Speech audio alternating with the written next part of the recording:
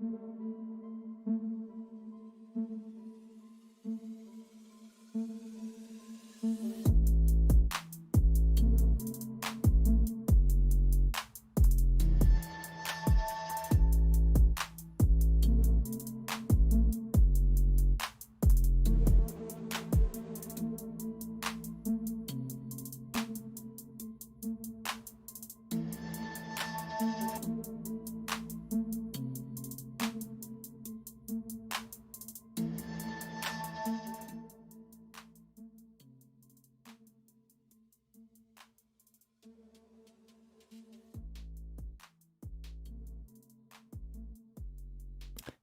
hello, hello, hello, hello, hello. It is Wednesday. It is Wednesday, and it is time for a new stream, the first stream of this week.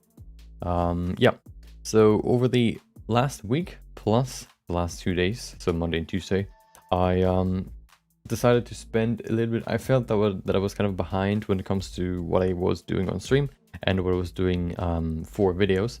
So I spent the time to just kind of catch up in terms of videos, which I've done now. I will finish that video probably over the weekend, so it can come. I can upload it. I mean, I can release it on Monday. I want to do some more fine-tuning stuff and all that stuff. The I guess raw cut is done, but I want to do some more fine-tuning. Finish the video, make it watch worthy. Want to do that over the weekend or over the coming days. I don't know when I'm going to be done with that, but it's definitely going to come out next week. Today we're going to do something interesting, in my opinion, and that has a specific reason why we're going to do it. What we're going to do today is we're going to create first of all, we're going to do the, of course, 30-minute quick sketch. We're going to start with something pretty simple now that we go back to the on-stream quick sketches, which we, of course, spend less time on than what I usually use, or what I usually do, or what I usually spend. How much time I usually spend on these quick sketches off stream. We're going to create something pretty simple today. And then afterwards, we're going to go over my improved and enhanced, whatever you want to say, realistic character workflow.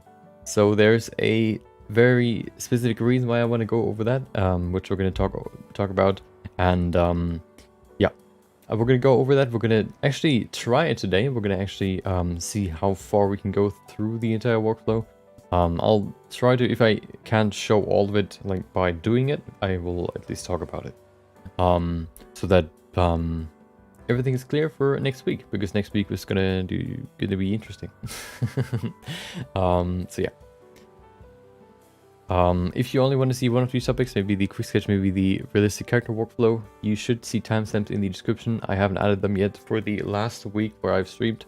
I will do that probably over the weekend, because then I have time to do that. So let's go to Blender and begin with the quick sketch, so we have as much time as possible, as always, for the real topic of the stream. You can see what we're gonna stream, what we're gonna sculpt today. Hold on, the music is quite loud for me. Can I? Well, it's 34. Let me see if I can bring it down just a little bit. That's better. Okay, maybe.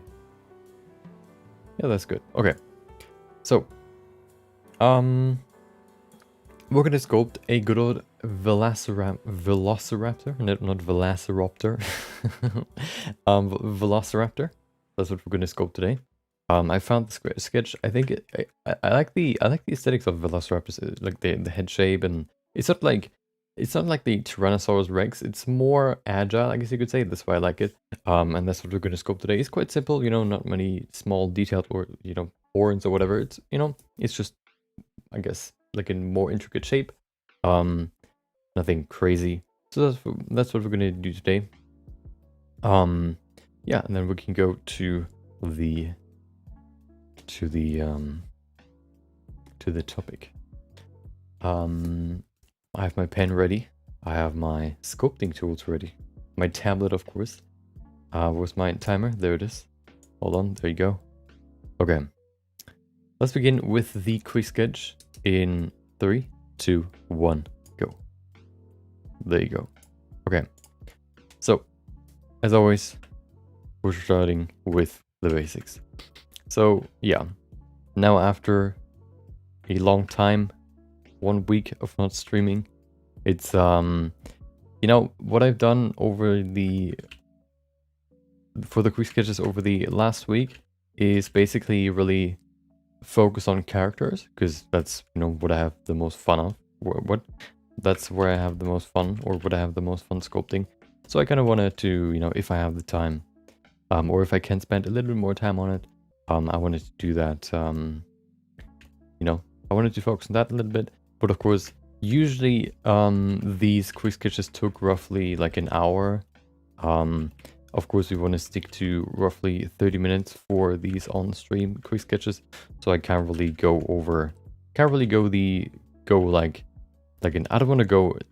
I don't want to make an hour quick sketch for these streams. I don't want to make that like a habit, because I think that's just a little bit too much. I think half an hour is pretty good, you know, just to warm up. It's a quick sketch and not like I guess a normal sketch. It's just to be warmed up and just to kind of introduce, I guess, or start the stream off with something simple that, you know, if you want to, you can follow too. That's sort of the idea. So it's not really something that I want to drag out too much. I had the idea when I maybe get to the 1 year of quick sketches, maybe then what we could do is like a full stream where we just work on one quick sketch.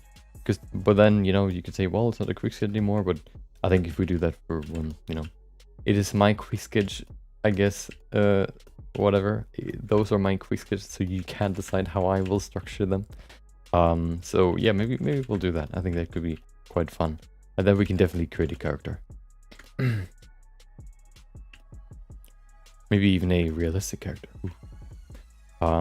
Yeah, I thought about what I want to do first when the streams, you know, when I start streaming again, and I kind of thought about what kind of workflow. So what we've done 2 weeks ago, I think the last stream, I think on Wednesday actually we talked about it. We talked about I guess how to use, what is it, like photo scan textures of heads, and how to use them for displacement map and color to create realistic characters pretty quickly. And we looked at a workflow or two workflows that we can use to apply these textures to characters. When I then looked into it a little bit more, I think I found another one that can be very effective, which we will try today. And yeah, that's what we're going to do today. We're going to try another another way of applying these textures to a character, which I think is even better than the one that we've, I guess, discussed before, which will be interesting. Hopefully it'll be better, because then I can use that for the project for next week. We'll see. Hopefully I highly suspect that it is, but even if it's not the case, we can still use the other one that we've discussed 2 weeks ago. Okay.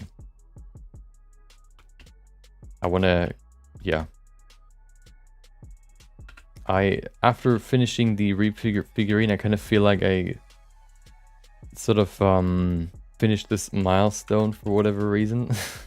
I didn't feel that way necessarily when I did the MSI Creator Award.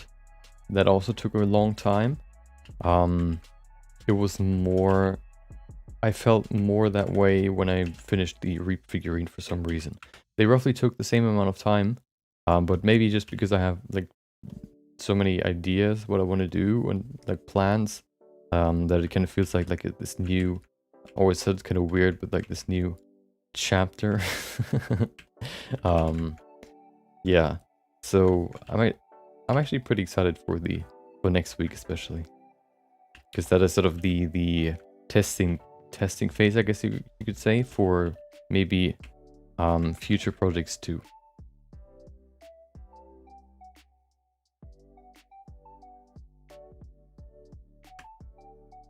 Okay. Let's shape the head a little bit more. Okay, I think we can keep the landmarks there for now. We need to add the eyes. Right now we don't have any eyes. So how about we add those now? And then of course tomorrow we're going to do the good old personal feedback session. Where we go over the new submissions in the Discord. And we're going to talk about them. We're going to give each one of them personal feedback that they can improve in their sculpts to improve them or their skills in general. Drop some knowledge or some advice, I guess.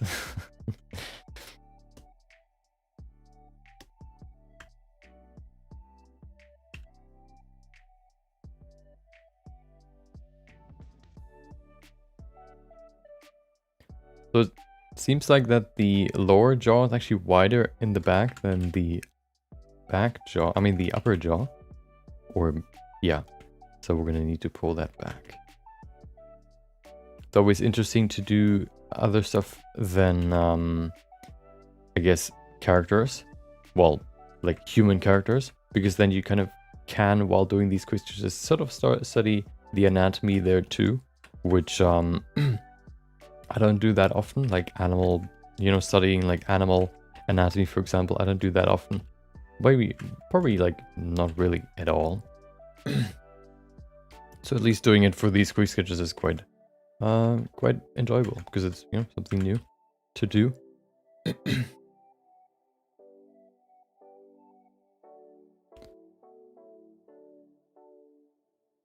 Something I don't do that often, and as long as it includes sculpting, I'm happy with that. Okay. Let's save it real quick. I don't want to lose my progress. We have 22 minutes left. Perfect. Oh, this one's also quick sketch day 290. Hold on. Yeah, there you go. I need to drink something real quick. I have something scratching in my throat.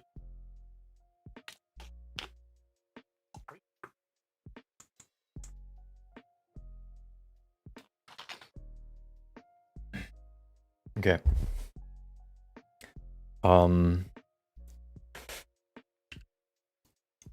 I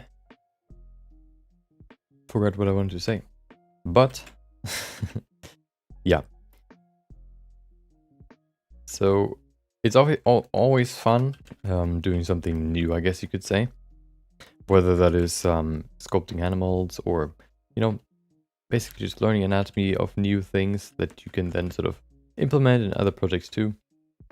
That's why I actually like these quick sketches quite a lot, because they sort of give me time to study or practice things or workflows that I haven't really done so far, which is why I actually like this a lot. I've practiced environment modeling in these. I've practiced animal sculpting, I guess, animal anatomy, learned more about it. I've learned more about my character workflow, especially because I've done so many now in, you know, this short amount of time. Improve my workflow there, my anatomy too. So yeah, I really I guess like these quick sketches and what they've done for me. What they how they, I guess, positively have impacted my skills, I guess.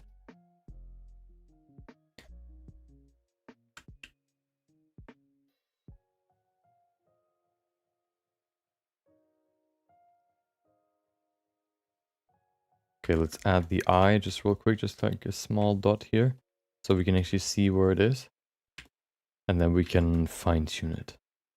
I think the spot is pretty good so far. One thing that I want to do, so I want to pull back probably from here. This is the highest spot, and then it goes down slightly. So this is where the neck begins, the neck muscles at least. The skull is probably somewhere back here still. Okay. Maybe it's a little bit too... Is it too wide?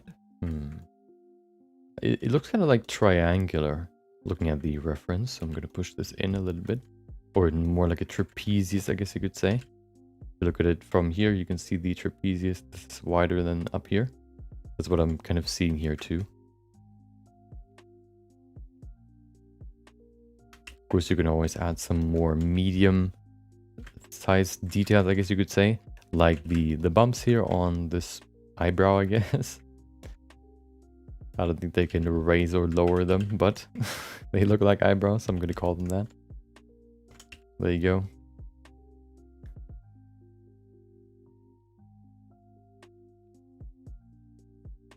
Add some forms here just to kind of detail it out some more. It was kind of bland before.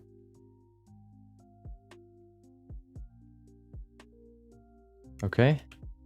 We also have this shape here.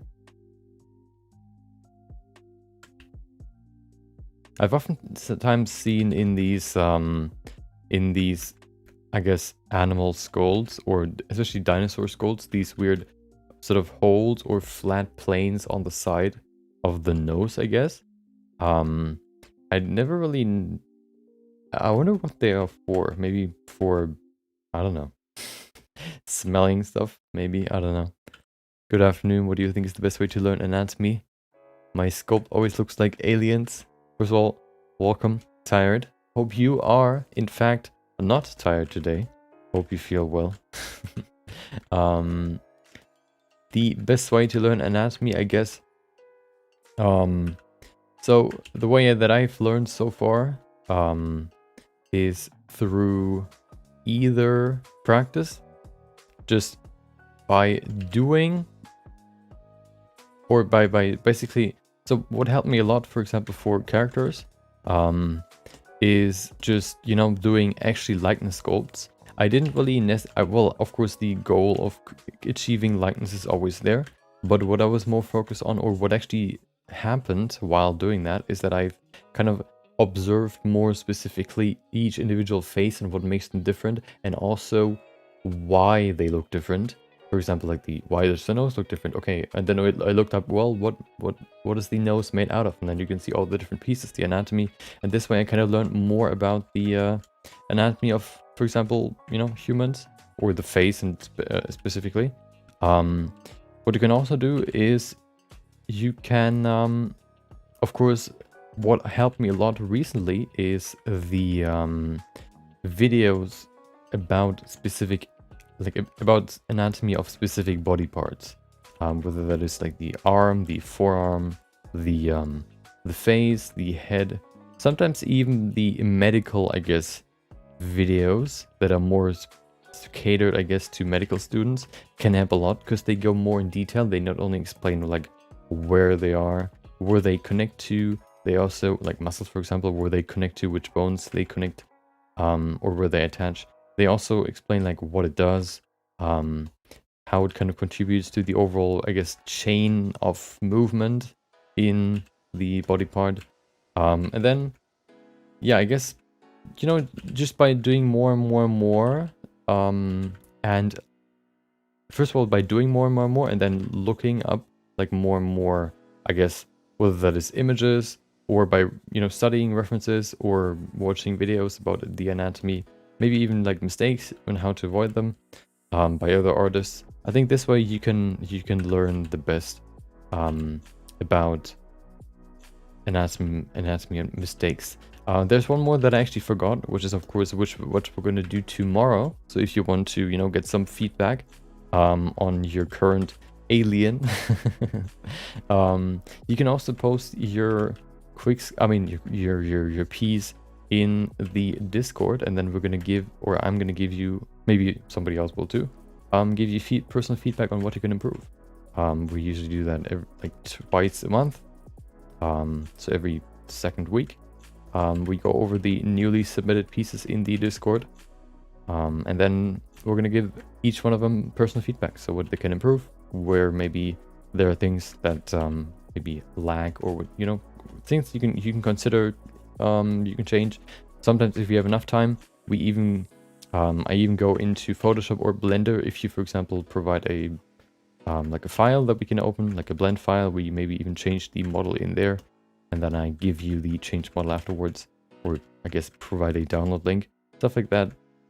I think helps actually the most, because it is not necessarily like first of all, something long ago there was no streaming. That today will be interesting. Welcome back, Crow. Good to see you. Hope you enjoyed your Wednesday. I think what helped me a lot back in the day, or when I started sculpting, probably like a year ago, was one stream from CG Cookie where they where you could submit your pieces and they would look at them and give personal feedback.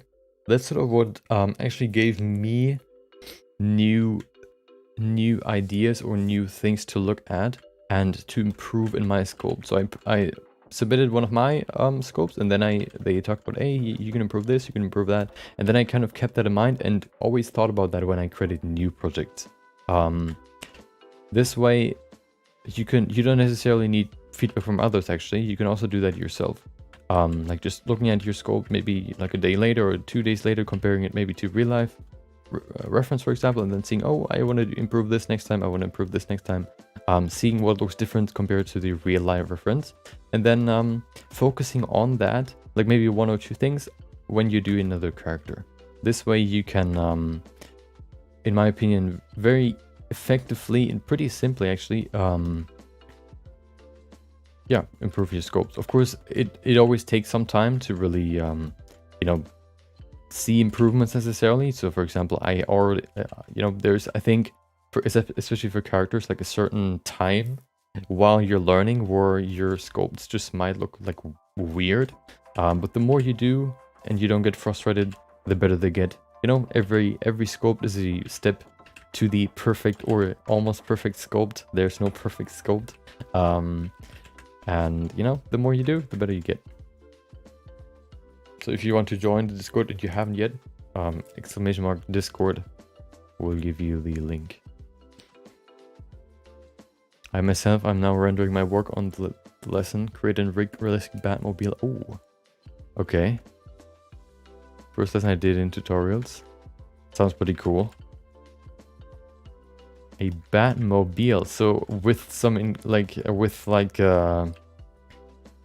don't know, like weapons and all that included that can, like, I don't know, that can open up when, I don't know, like button is pressed. Like weapons come out of the trunk or whatever, or just the car itself. I think the eye kind of looks too, I don't know, I think what is missing is like the mean look, so I'm gonna push this down a little bit just to kind of give him more of a mean look. There you go. Maybe even lower. Maybe we can even pull this. It's quite close actually.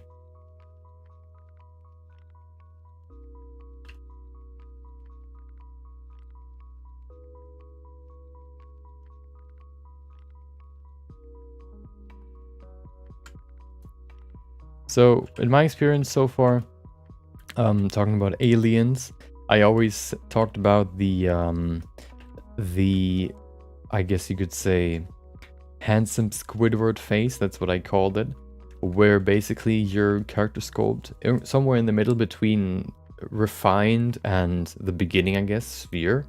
For example, if you start with a sphere, somewhere in between there is like the handsome Squidward or old man face, where every sculpt just looks like a you know, like a handsome Squidward. The interesting thing is that I have heard from other people that like work in the industry that actually never goes away, that at some point it just, you know, there's just a point where it just looks kind of weird.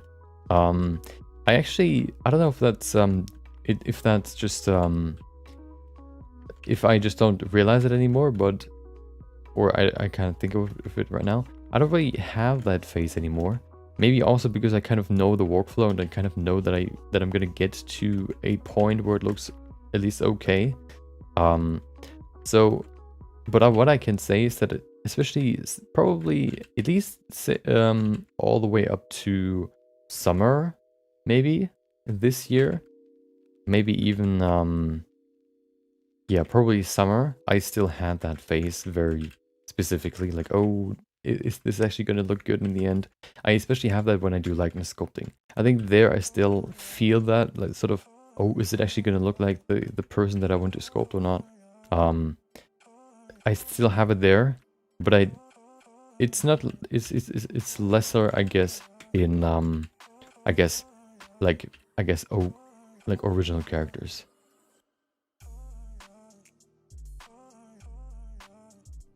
Probably just also because you don't need to, I guess, achieve a certain look.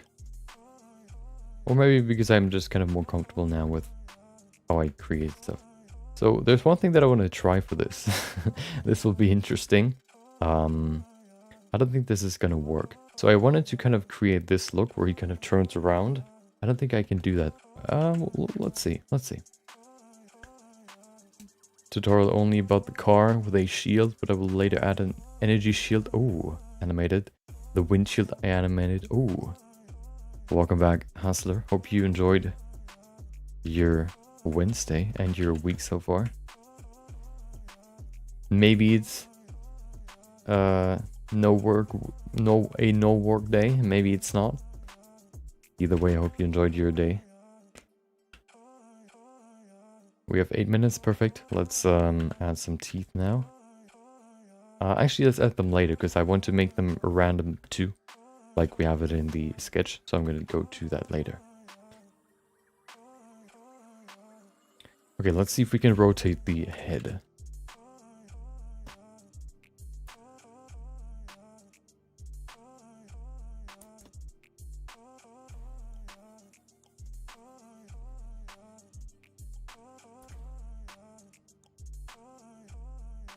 There you go. Do you usually do retopology on your sculpts? I'm interested in game modeled sculpts, and having too much polygons kind of sucks. Yeah. So what do you mean with on your sculpts? What I usually do, so what I've done so far for retopology is I have yeah, just, you know, created I put new topology on the existing model, so that can then replace, that takes up the shape of the original model and can replace basically the original model with less geometry, I guess, and organized geometry. We'll probably use a different workflow in the future, which we will probably go over today. Kind of the new way that I want to do retopology. Okay, let's see how we can do this. So I don't think we can turn it all the way around, but let's see. So we need the rotate tool. There it is. Nope, there it is. We need to set it to, oh, we need to remove symmetry now. Yeah.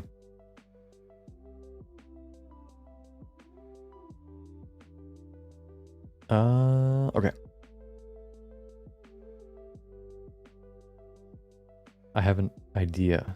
So I will set it to sculpt set pivot to mask border so that it's right there. Then I'm going to switch to this. Will this still stay there? Okay, perfect. So now what I'm going to do is I'm going to select everything here. And then I will rotate.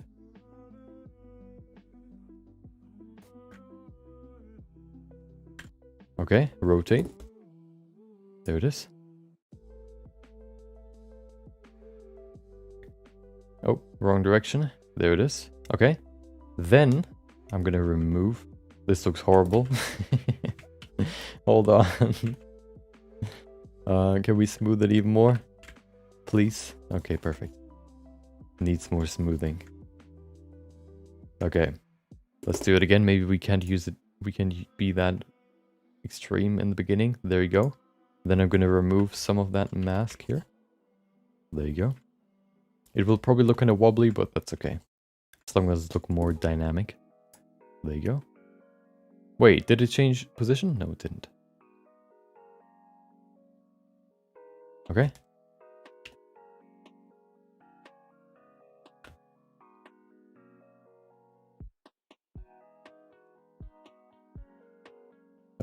Maybe that's too much. There you go. Black Friday happened, so not much free time lately. Oh yeah, remember you saying that? I guess good luck. So I saw a YouTube short recently. Actually yesterday I think, which sort of from a person that sort of described how he, or I guess he, let's say, thinks about time and how to spend the time. And I always kind of had that in mind, but I never really sort of put it into words and which made it even clearer for me. He kind of talked about how much time you actually have in a day to do what you want to do. Of course, I might have a little bit more time than other people because I don't have a lot of responsibilities except work and, well, maybe help, I don't know, wash the dishes after dinner or whatever. But he talked about, like, if you think about it, first of all, you have 24 hours. And then from these 24 hours, you sleep 8. Well, I sleep 7, but you know, let's go with 8. I want to get to 8 at some point maybe, but currently it's 7.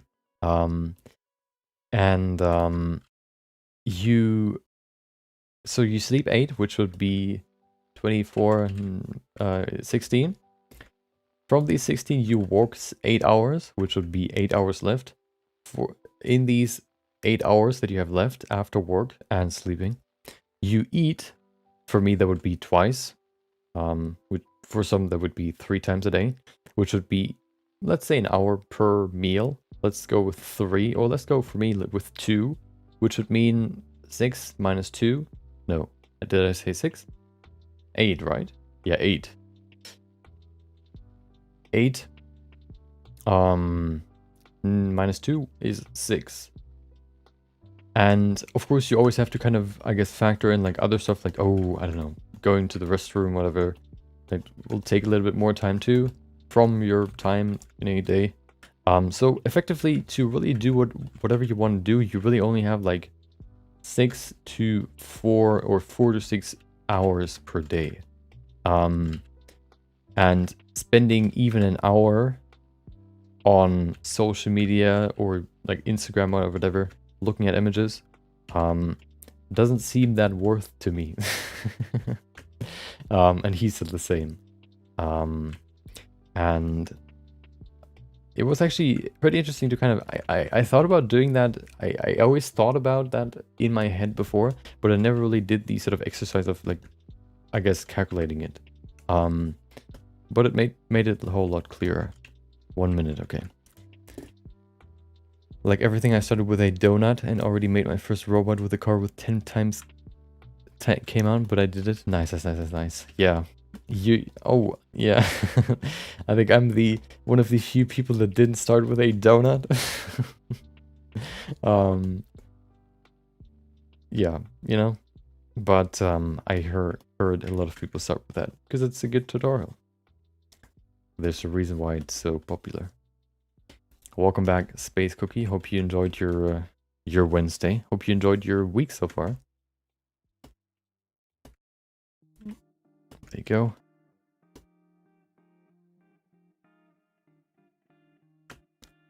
Yeah, you know, if you think about it, if you consider, well, you might have 4 to 6 hours per day to do whatever. Then think about all the stuff that you want to do. And you probably, and then think about the time that it would take you to do all that stuff. And you probably pretty quickly get into a problem of not enough time. So, yeah, that's why stuff like, you know, apps for productivity or whatever can help a lot. Okay, I have 19 seconds left. Well, let's go in here and add some teeth.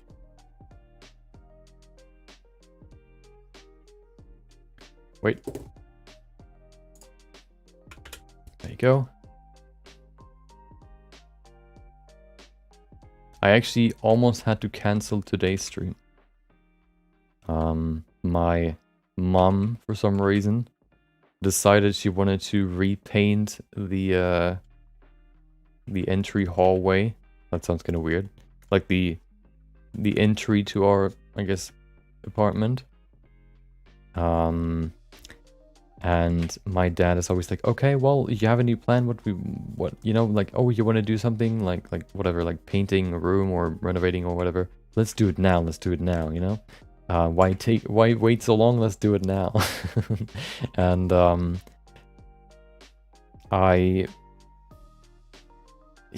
my mom bought the paint today or yesterday. No, yesterday.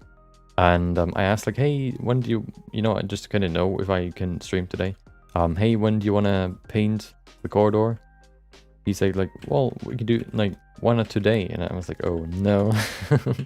But then after we're done eating dinner, I asked like, hey, when do you actually want to do it? You know, because there was like not like a really clear answer. And then he said like, yeah, okay, well, we're probably gonna do it on over the weekend. Which I'm especially, yeah, which is what I wanted. So that's good. First of all, I hate like canceling a stream because that's sort of like I say like, hey, this is happening, and then it doesn't happen. But especially like when it's out of my power, it's even more frustrating. Like it's frustrating, which is like, you know, even worse, I guess. Because then there's nothing I can do. Okay, that's enough. Look at him. A few teeth here and there. Well, maybe let's add a few more here.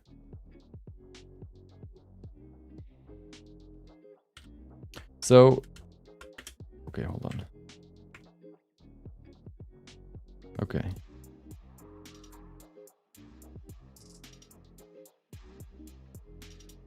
Okay.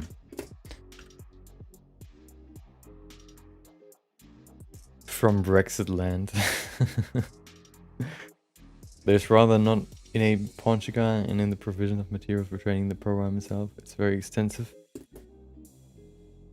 A Ponchica? I guess you mean there's not that much material to learn the program. Yeah. I think there's a lot more now, but especially like 2 years ago, there wasn't that much. Which of course, you know, I tried to change myself a little bit at least. There you go. Okay. Let's add some eyes. I think it came out pretty good. I think the general shapes are there. Yeah. You might have seen if you looked at my Instagram, I've only posted characters over the last week. And that will probably change because characters take a little bit longer than 30 minutes. I think in general, like on average, it takes me roughly like an hour to do one of these characters that I've posted. And I don't want to spend an hour on these quick sketches. Okay, well, hold on. I can't really use... well, I could use normal eyes, but I think that'll look kind of weird, so I'm just going to use like spheres, I guess. I'm so used to the workflow of just appending the eyes, but I think I'm going to use like blank eyes. I think that'll look better. I think animals with normal human eyes always looks kind of weird. I tried that in the beginning, and it didn't look good. My week has been quiet so far. How about you? Are you trying to... have you... Tell me if you've Googled thank you in German, or if you actually knew that. I'm curious. I think that's one of the... I think... from my experience, the most well-known word in other countries about Germany is nein, so no. And then the other one is danke, like thanks. I wonder if that's actually the case. Okay. How about you? My week has been pretty good. You know, a little bit stressful, I guess. Because I spent, especially the last 2 days, the entire last 2 days fully working on the video for the next upcoming video. And it actually surprised me how long it took to just finish the raw cut, to basically not only edit the audio stream or the audio, cut it together, but also then add the recording on top of it. Because there are so many small recordings that I had to do for each individual brush to show what they do and what the changes do. It took way longer, first of all, to record everything and then to edit it all together. So now I have I have both of these things done. Now what I want to do is I want to go over it again, maybe change the pacing, maybe change change a few scenes here and there, change the overlay because I haven't added those yet. And then I can, yeah, basically finalize the video. I think this one is by far the video that I spent the longest on.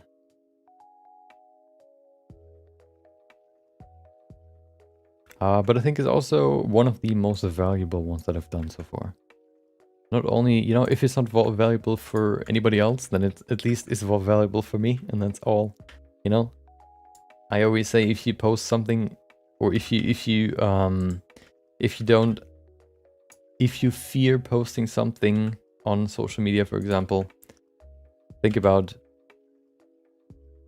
like, well, you probably did it because it's it has a value to you, and by posting it, you give that piece of art or that piece of material that you post the chance to give at least one person also value. You know, maybe they like it, they get inspired, they get you know, they just, I don't know, they want to recreate it, they find new inspiration, which gives them value, and they will appreciate it. They will appreciate you posting it, which you know, doubles the value that your piece has created in the world. So yeah, if this video is not helpful for anybody, then it at least was very, very, very helpful for me.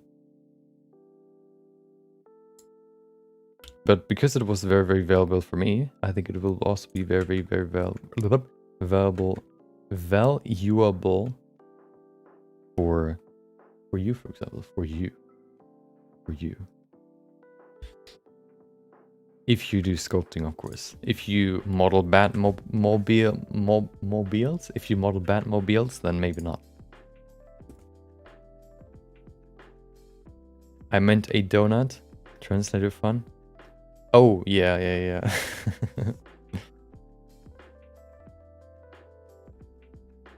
I know high school level of German, not so much, sorry. It's like counting and how to be polite. I know more European Romance languages than Germanic. Or Slavic. So, wait. More European Romance languages? So you mean like French?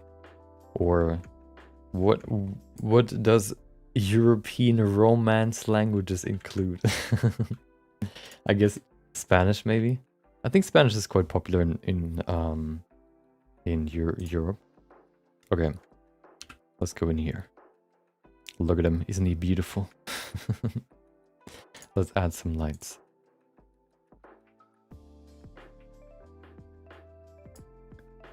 Oh, I knew it. Back in high school, we had we had 3 choices. We could either choose Latin, which is what every kid chose that wanted to go into like being a doctor or studying like biology, for example. Then we had French, which everybody chose, which either their parents wanted them to choose or they went there like on vacation. So they wanted to learn the language, or what I chose is Spanish, because I think every year, I guess we went to a country that spoke Spanish. And I learned Spanish for 4 years and I don't know anything anymore. I didn't know anything after my 4th year because I started learning it, but then I realized Spanish is quite boring, or languages are quite boring, and then I just stopped. And then yeah, I didn't. Well, I knew a little bit, like still know a little bit. I think if I get a text, if I read a text, I can sort of piece together what they say. If it's quite simple, but I couldn't really speak it myself. There it is. Oh, hold on. Nope, not link. I wonder what link does. I can imagine what it does, but okay.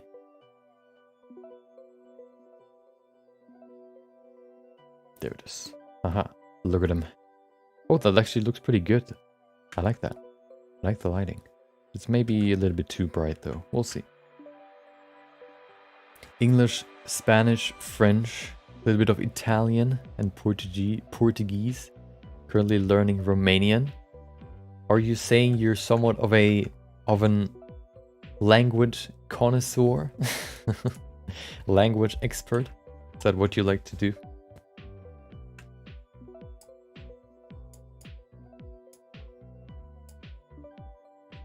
Oh, material. Wait, oh, of course I choose the quick sketch that doesn't have the material. There it is. Okay. Aha. Perfect. Okay. Let's add some more structure. Look at that. Perfect. And then we need the eyes too.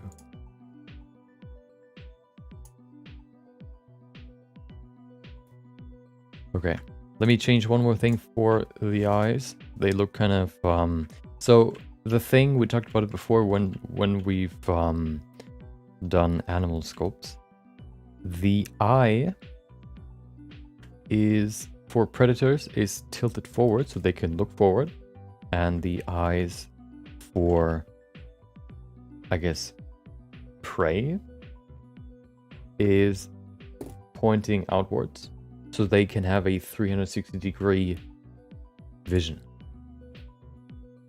to see predators. And which is why I wanted to create a slight forward, I guess, tilt for the eyes right here. There you go. See, now we can see the eyes a little bit better. Let's fine tune the light.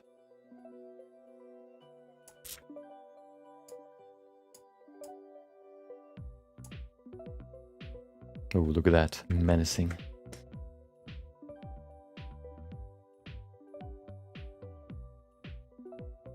Yeah, that's pretty cool. Go in here, add the second one. Bring in some details, or reveal some details. He actually looks kind of happy. He doesn't look too angry. But, you know, it is how it is. I kind of then... So... What I've kind of realized is that this light sort of removes a lot of detail here at the top.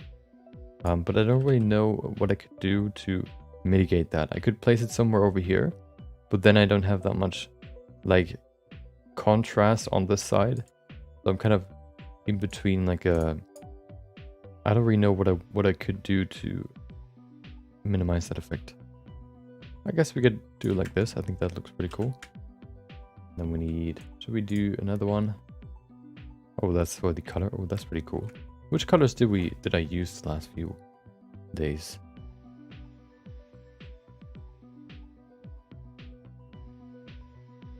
I used red, blue, green, or whatever, green, let's say, purple, pink, orange. Yellow. Oh, we haven't used yellow for quite a long time. How about some, like a nice yellowish orange?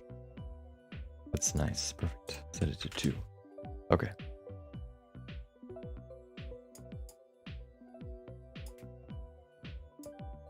Perfect.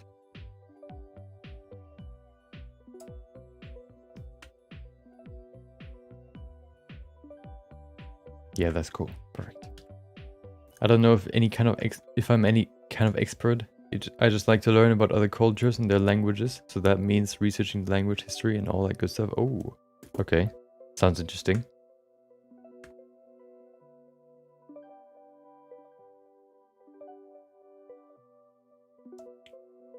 So you're a... Oh, I like the lighting.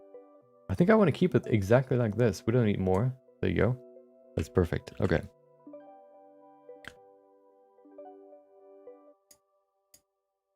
What do I need?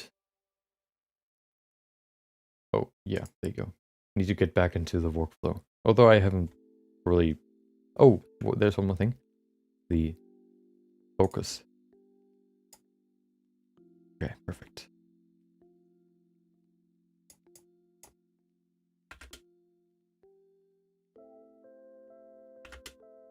Okay. I don't learn Romanian. It's a trap. I like to count in Romanian and they say ha ha ha, like the count from Sesame Street after every number. I have to do it that way to make it authentic Romanian. I actually think that the best way to communicate with someone is if you can speak at least 3 languages. If both of you can speak at least 3 languages, because then you can merge them all together and form the shortest but most precise sentences that you can. So I kind of thought about like the sort of fact, I guess. I thought about like how there are some words in German which describe a phenomenon, a situation or whatever, an object or whatever, just way more precisely, or there's a word for something there where there's no word in English. But then there are other words in English that have no real, I guess, counterpart in German, or they are way longer. And adding, I think, a third language enables you to combine the shortest form of what you want to say together, so that you have like a English, German, and or any other language, like 3 languages together to form the ultimate communication tool or communication language. I think that, you know, that's the ultimate way of speaking at some point. Of course, right now English is sort of the main language, or the main language, I guess, everywhere. Sort of everybody, if you know English, you can basically go anywhere and speak with anybody.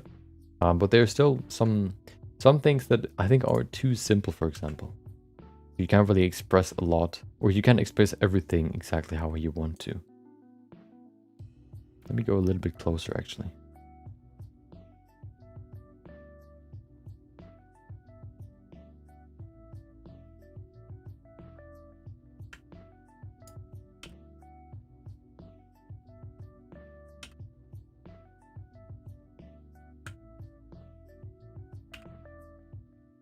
Okay.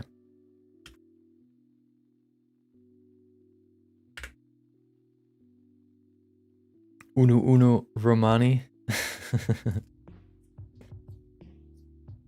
Maybe the depth of field is a little bit too deep, but I will not change it.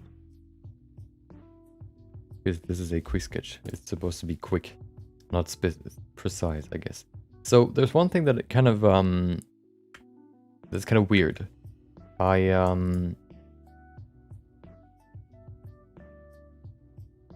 realized that recently Blender just, like the Blender render process takes longer for some reason for these quick sketches. That might just be because I actually like this a lot. I don't know why. I think the lighting looks really cool. That might just be because the characters have more detail than previously, or something else is happening. But the render just took longer for some reason. And it was actually considerably longer. And I was kind of thinking about what it could be. One thing that I thought about as well, of course, at some point I'm going to switch to 3.0, then I don't have to worry about it anymore, or not as much. But still, like, why would it just change in terms of its speed? I also thought about maybe because my hard drives are almost full, that could be a reason, but why would that be a reason? Maybe in terms of cache, the cache can't be as big, I don't know. But yeah, it was interesting, or it's weird that it just all of a sudden just got, like, it just takes longer. You can see now it takes a minute. Why? it's such a simple image. Why does it take a minute? Do I know? Yeah, I don't know what it is. I learned a little bit about the difference between German and English when I used to know someone from Vienna. She tried saying stuff in English and I couldn't find equivalent words. Yeah. Yeah.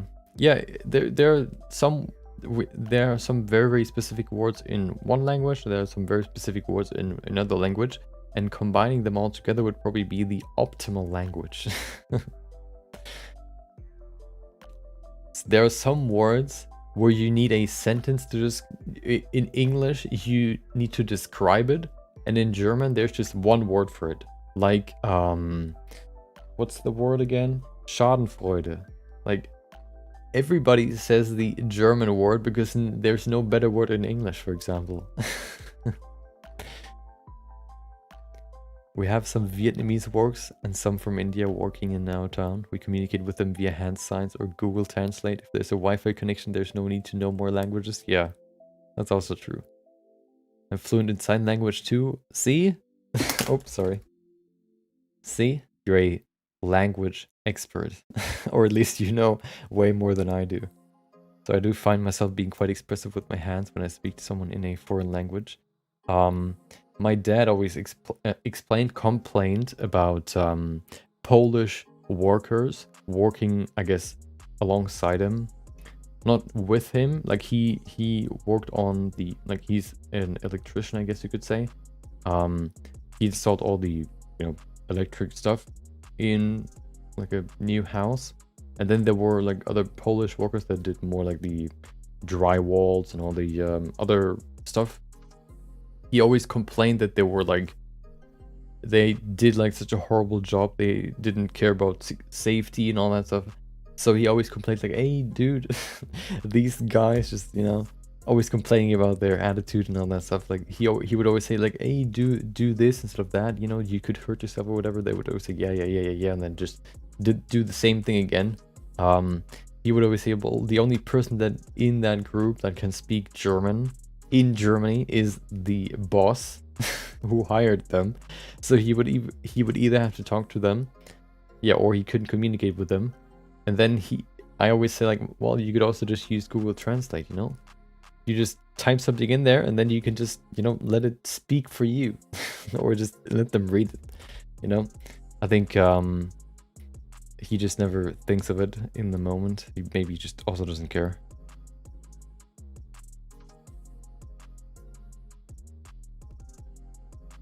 We also, I guess I have a Polish aunt, or an aunt that can speak Polish. He always says, oh, I'm gonna call you when I when I want to speak to them. But of course it's way easier to just, I guess, use Google. Oh, okay, let's finish the image. I want to get into the next topic. Wait, oh, let's save it.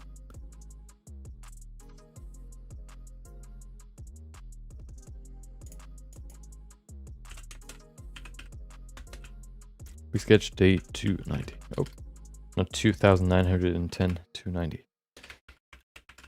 Okay. Oh, a new song. Never heard of it before. Never heard it before. Nice, that's nice. Let's switch to here. Okay, look at that dude. I actually don't really like the depth of field necessarily, but it kind of sets the focus more onto his eye, which I kind of like. So I hate it and I like it equally. I guess that's good. That's okay, let's say. Acceptable. I'm not gonna change it. So let's just set the focus. There you go. Perfect. Okay. Do we need... Yeah, perfect. I like how in German you just join all the words together into longer words. Yeah. You just... Yeah, you combine them all together. If there's a fruit, like if there's an apple, and then you have a street, you just say it's an apple street. Or you say, well, it's an apple, it's a pear, and it's a house. It's an apple pear house, you know? Why would you describe it instead of just combining it together? Which, of course, at some point results in like huge words, but you know, I think it's still better than having to describe it.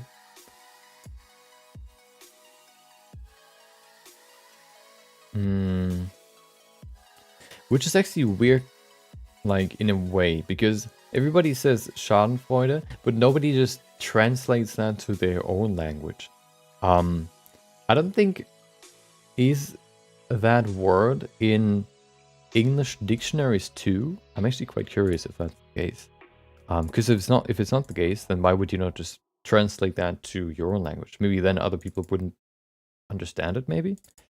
But it's not a difficult word. It's just pain, enjoyment, like, or yeah, yeah, I guess that would be the easiest. Or suffering enjoyment sounds weird.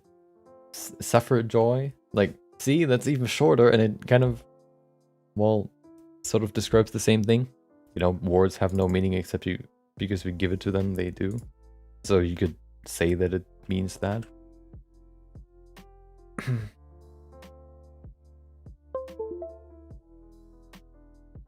There you go. Okay. Done. Rexy is done.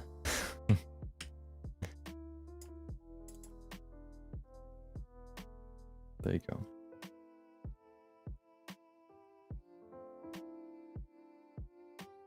Just tell the Polish kurwa. Yeah, I mean, it doesn't really help if you want to explain to them why they do something wrong. I actually learned how to say hi in Polish too, just to be polite to the neighbors we had upstairs. Yeah, I mean, you know. I think that can go a long way when you, I guess, want to be nice to someone, or when you want to appear nice to someone, at least appear. You know, show them respect, I guess, by learning their language at least a little bit, or respecting their language. Okay.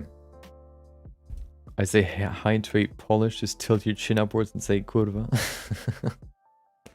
Okay. It is time for the transition. And no, there's no new compilation just yet. I have 3 weeks around Christmas and New Year of no work, of vacation. So there's some more time to work on whatever. Yeah, maybe I'll do it then. We'll see. But we're going to go over to the compilation, and then in 3 minutes, we're going to go over my new and hopefully improved workflow of how I want to create realistic characters in Blender. So, hope you enjoyed the compilation, and I see you in 3 minutes.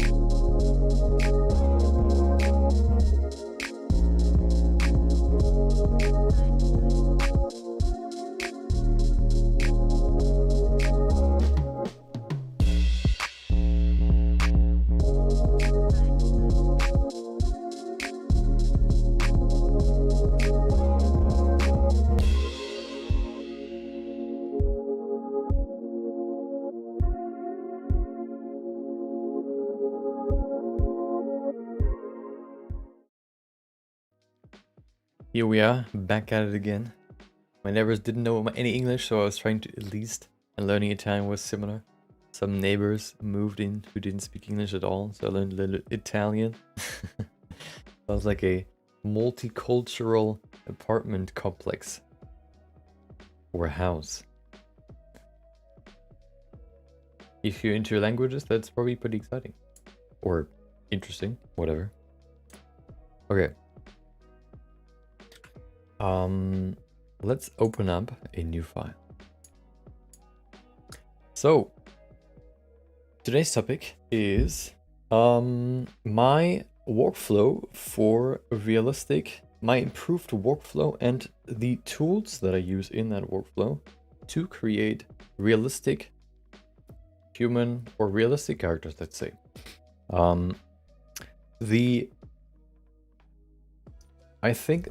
So the way that I kind of developed this workflow, I guess I especially developed this workflow, I guess you could say, over the last month, I guess you could say. So after I decided, or I wanted to do more shorter projects after I'm done with the Reaper figurine. The Reaper figurine took 2 months, maybe a little bit longer. And first of all, I think with a less, I guess, with a more effective, you can definitely improve that workflow in a way where you probably can crunch it down to a month, maybe even 3 weeks. And so I thought about how can I do this? How can I improve the workflow so that I can do that? The optimal length that I want to probably get to, I'm sorry, the optimal length, or the goal is to be able to create a realistic character in a week. I know of an artist, let me show you the artist. So this is the sort of base that I went off of, but while thinking about my workflow that I want to go with. The artist is, let's see if they're actually on ArtStation. 7Bs. No. Oh, yeah, there it is. Wait. Yeah. So I guess that's him. He has a different name here, but so what this person does is he, or they, let's say, takes League of Legends characters, or I think so far I've only really seen League of Legends characters, and he, oh, there's another one, there you go, and there's another one, okay, maybe not only League of Legends, but I've only really seen League of Legends so far, before today.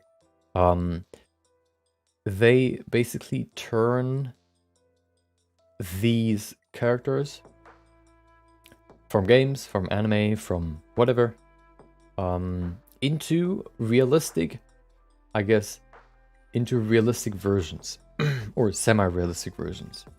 So, and he does, I think, 1 character per week. So that's what I've sort of seen from looking into him, I guess, a little bit more. And this is sort of what I like to do. I like to create characters, I like to create realistic characters, and I like to create recreations, or I like to take a character and reinterpret it. So what I want to do to begin that sort of, I want to do one of these projects next week. The workflow that we're going to do, or the project that we're going to do next week, is we will create Jinx, but not this one here. Hold on. Well, it's her, but with a different look. We're going to create the Jinx from the new League of Legends Netflix show called Arcane.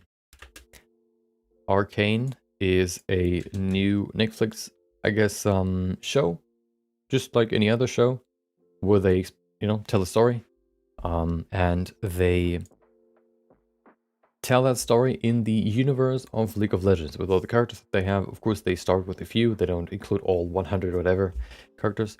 They started with a few, like for example Jinx here, or Vi, as well as a few more.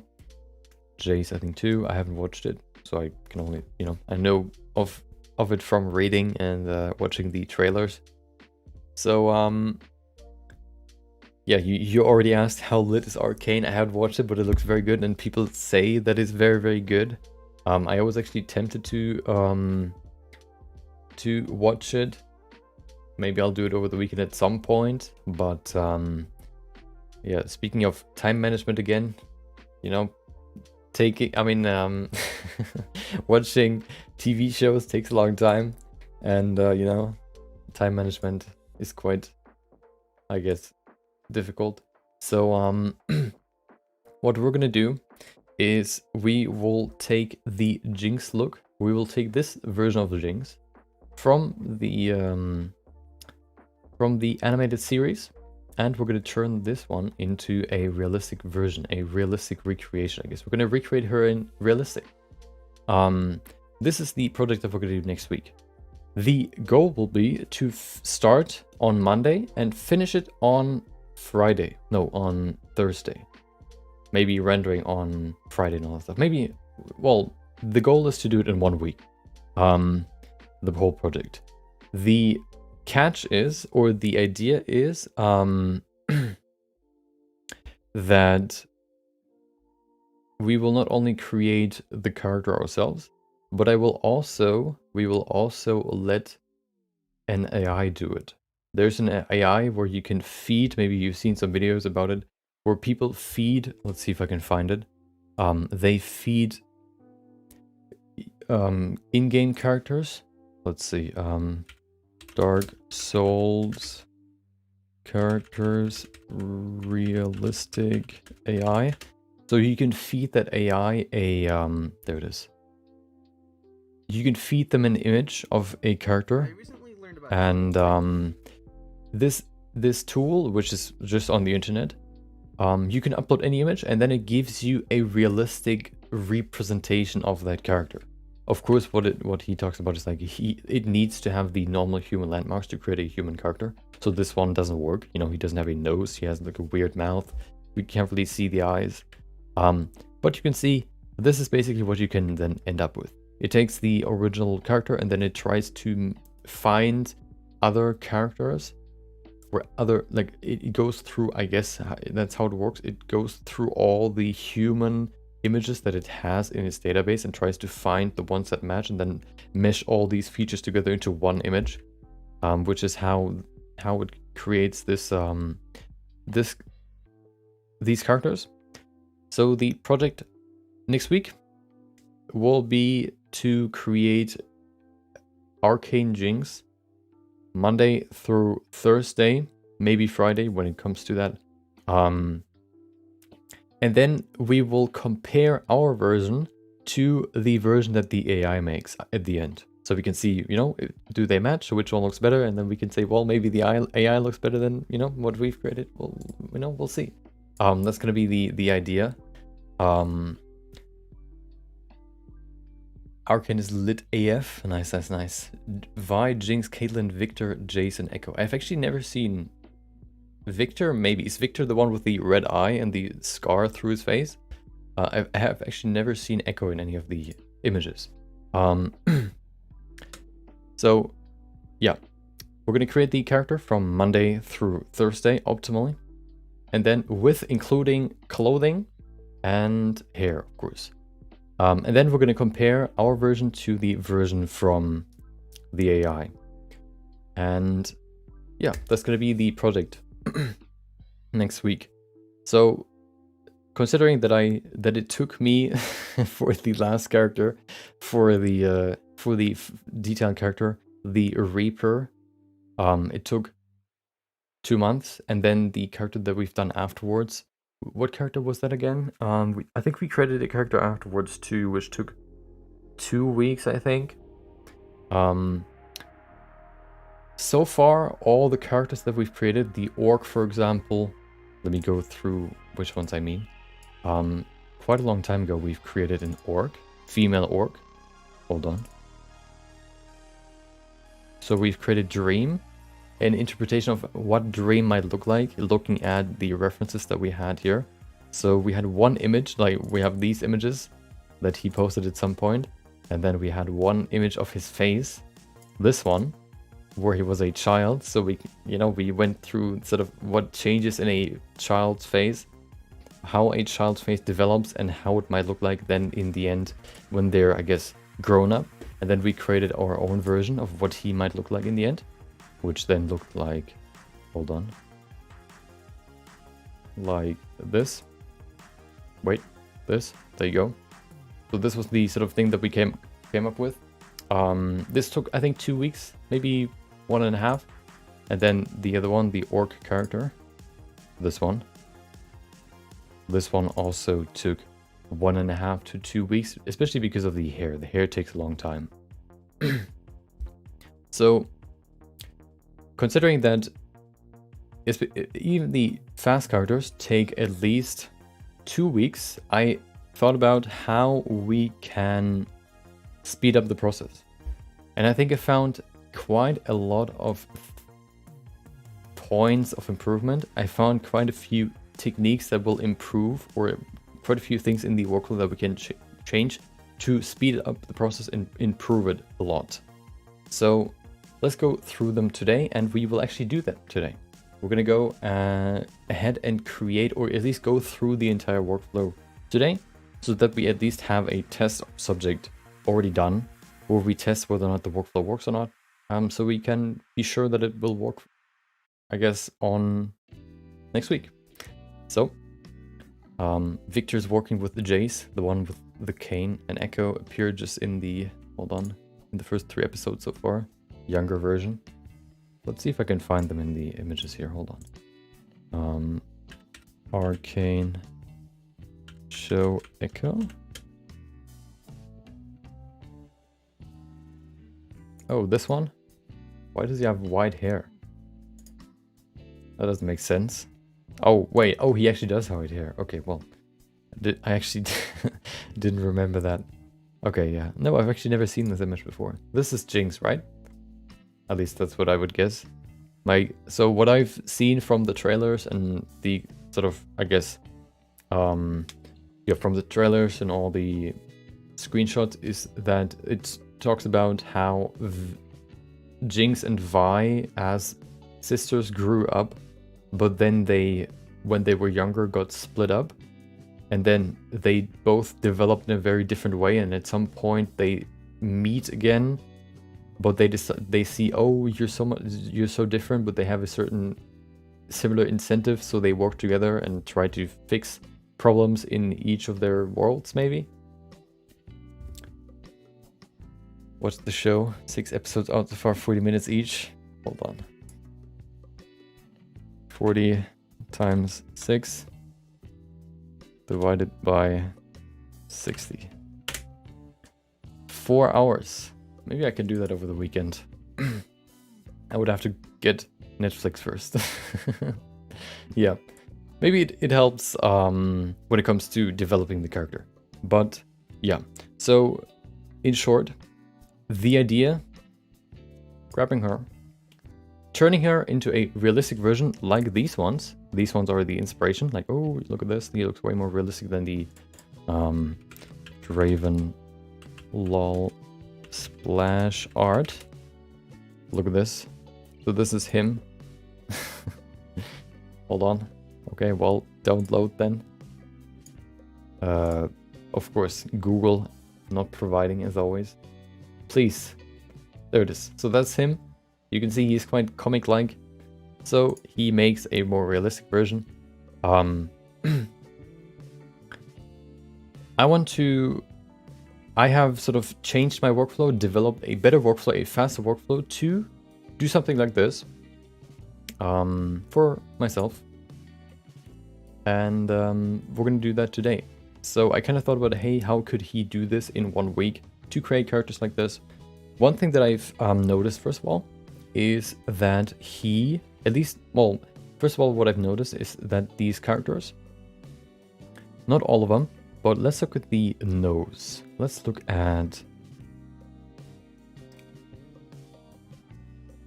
let's see. What I've noticed is that the characters all look very unique, but they all have features that look similar to each other.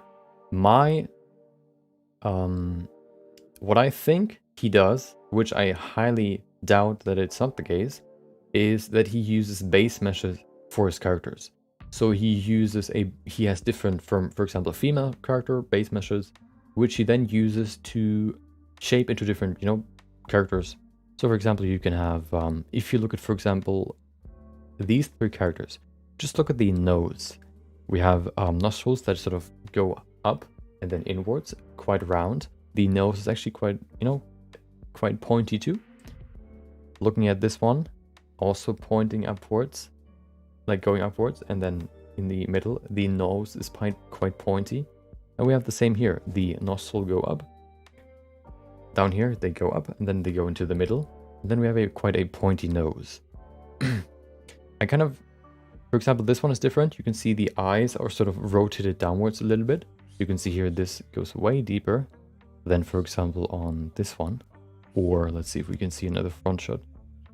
This one, for example, you can see the outer corner is way higher than the inner corner. Comparing it to this one, it's a little bit different. The inner corner is probably on the same level as the outer corner. So I think he has at least 2 base meshes, or he just changes these he uses these base meshes and changes them to achieve a different look, give the character more character, and this way he can first of all speed up the modeling process. He also immediately has a retopologized and UV'd character, which he then can easily apply textures. What I think he does then is he has skin textures that he applies to his characters. I don't think he every time creates these skin textures. He might, like this one for example, he probably has a base skin texture, at least one base skin texture, where he then adds more stuff onto, like the makeup for example, like characterized unique features like the makeup he adds on top of the base. He changes the color, he adds maybe some freckles here and there. He makes the skin unique, and then he adds variation, as I like to say, to make it unique and more realistic. And then he has basically the model done. We went over how we can add we went over the workflow of adding photorealistic textures or face scans to a character 2 weeks ago. This is the workflow that we're going to use in this workflow too. So what we have so far is we have a base mesh. I have a base mesh now for a human face as well as a human body, whether it's female or male. I have both now. I also have photo scan textures for skin. One like female and male in, I guess, a brighter skin tone, and then female and male for a darker skin tone. And then that would cover the sort of look of the character, including the proportions, I guess, everything that includes the face, and as well as the skin. So that's already done. The next step would be the hair as well as the clothing. Hair, at least for the eyelashes, I have an eyelash base that I would probably use to create the eyelashes for the character. I've just created basically like an outline around the eye, or I copied the eyelash or the skin.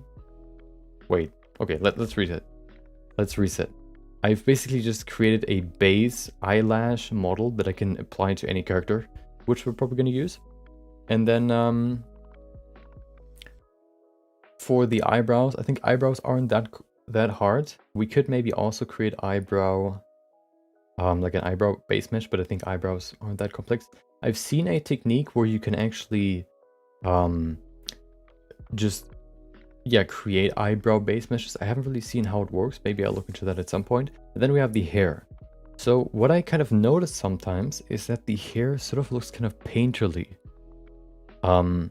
See for this one, for example. Can we zoom in here? See how this, it doesn't look fully realistic, at least in my opinion. Maybe he applies a filter, maybe not, but you can see the face looks very, very, very detailed. You can see all these small highlights here. You can see these small highlights here in the eye. The eyelashes even have reflections.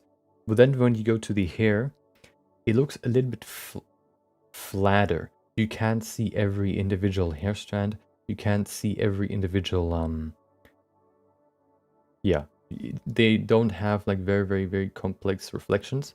What I think he does is I think he creates a base. He creates the base hairstyle in his 3D program, and then he adds more details like these individual strands here later in Photoshop or in any other, you know, I guess image adjustment software. Like this one. This strand starts here and then goes over to this sort of batch of hair, but where does it go? So you can see the flow goes up, but then it just sort of ends. You could say it goes over to this hair, but there's not really, I don't know, it doesn't seem that way.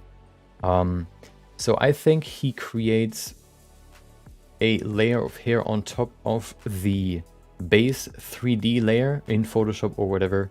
And of course he touches up the image there too. So we have the skin, or we have the body, we have the face. The hair we can do in 3D plus in Photoshop, adding some more details. Which then, which means we have everything except for the clothing. I think the clothing we can do in Blender too. I thought about using Marvelous Designer. Marvelous Designer would probably be faster. Well, maybe not faster, but very, like Marvelous Designer would be more precise. But I think when it comes to combining stuff like hard surface objects, like rings, what you can see in here, for example, she has this top on, which is made out of fabric, and then she has these rings in here to create these holes, which then you have these wraps or these straps in there to kind of tie them together, I guess, create an X. It's, in my experience, or at least I don't really know exactly how you would combine hard surface pieces in Marvelous Designer so that they act like hard surface pieces. So it's probably just easier to do that all in Blender. So yeah, this will be the entire workflow. Starting with a base mesh, creating the character. If we start with a base mesh, we have basically removed at least an hour, maybe even 2 hours from the entire workflow by already having the base, only basically customizing the base mesh. Then we will also immediately have good retopology, which completely removes that from the equation, which I think in the Reaper figurine took at least 2 to 4 hours. Probably actually 5 or 6. Gone. Then we have the skin material. Let's say we apply the base skin. We still need to apply the customizations, like the darker eye shadow down here. You can see that's like a characteristic of her. The darker eye, whatever. It's either makeup or it's just like some people just have darker eye bags, I guess you could say. Like makeup basically. Customize that, maybe some freckles here and there too. And then, you know, because we already have a base which is so detailed, we don't have to do that much there, which probably removes a lot of time there too. Then we have the hair, where we only create like a base and then we detail it out more in Photoshop. Which means we can save a lot of time. And I think we can do it in 4 days. We'll see. It might be quite, you know, quite hard, but we'll see. I'm excited. I am very excited to do this. And if this is a, success, we'll probably do it more often. Because I like the entire idea and sort of, workflow. This sort of thing basically combines everything that I like about 3D. So I'm really excited about this. I can share with thee a way to watch the show. I'm sorry, I'm not a pirate. Your hair reminds me of a particle brush from Coral Painter. Yeah. Of course I've done digital painting before I went into 3D, so I kind of know how to draw hair. So I think we can definitely do that in Photoshop. So now that you know the workflow, let's go through the workflow, or at least kind of test out the workflow today. My idea is we're going to take one of my old quick sketches, the one that I like, and we're going to turn that into a realistic character. I think we're going to use the one that I like the most from out of all the ones that I've recently created, which is probably the one from yesterday actually. We're going to use that one. We're going to grab the quick sketch. We might detail it out just a little bit more, kind of refine the features, prepare it for the retopology, aka, I guess, replacing it with the base mesh. And then we're going to apply the skin texture. I'm going to show you another way to apply the skin textures to a character. It basically combines retopologizing a character with applying the skin texture to a character. So yeah, I'm going to show you what I mean. Yeah, today. So that's going to be what we're going to do next week. And of course, tomorrow we're going to go ahead and do another personal feedback session. So if you have anything you want to get feedback on, then feel free to post that in the Discord.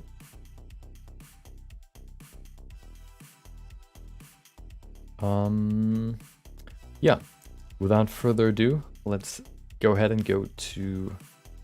So you can see right here, this, hold on, especially this one looks very painterly. You can see how detailed the skin is. You can see the small ripples right there. They all have a very specific direction. You can see the hair looks pretty detailed too. You can see the Vi has these very specific reflections, which also kind of perfectly transition over to the skin, or to the non-painted skin, I guess. So this looks very, very CG. But then if you go to the hair, you can see probably what I mean, especially the goggles. The goggles don't really look CG to me. And I don't think they are. Yeah. Yeah, but we're gonna test that out ourselves. Maybe they actually are CG. Okay. We might actually, let's see if we can, let's see, 7Bs. Maybe they actually have a YouTube channel. Well, doesn't seem that way. Okay. Well, it stays a mystery. Yeah, but let's go over to the workflow and test it out. What is this? Oh, okay. Yeah. Welcome back, Yanis. Coming back with the green name. I don't know why, but Twitch names always have a different color. It's either standard, I think, is blue. For some reason, you always have this bright green. I think you can actually decide which color you have in on Twitch, right? If I remember correctly. You can choose it, yeah. Okay. So let's open up the character that I want to create today, or turn into a realistic version. Test our workflow on. Let's I'm just gonna open it, which should be 289. There it is. That's the character. I've sculpted it yesterday. I saw a cool inspiration or a cool reference image. Oh, hold on.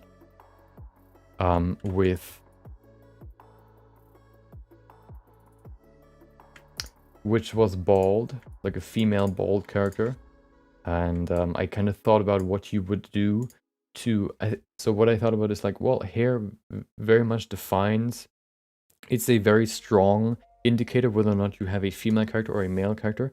But then you also, if you think about it, have female characters with either short hair or no hair. And I thought, well, what makes them, you know, feminine? And then I kind of tried to create one myself. And I think this is actually one of the characters that I like the most that I've created so far. I don't know why. I've tried a few different things here and there. I don't know, it just came out pretty good. I like it. Okay. So what I want to do first is I want to prepare the character. We're probably only going to work, you know, with what we have here. We're not going to create the body. But what I want to do here is I want to test out a new technique. If we want to, you know, keep these markings here or these tattoos or whatever, we're going to add them to the skin texture, which means we need to remove them for now. Maybe fire extinguisher later. Oh, wait, in Blender? Or a real one, which would be kind of hard, I guess.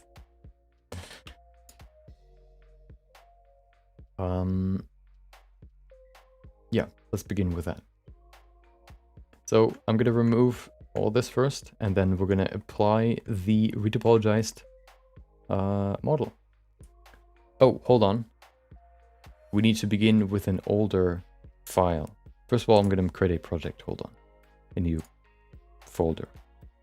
In Blender, yeah. With like animated so that it can actually spray, or just, I guess, a 3D model.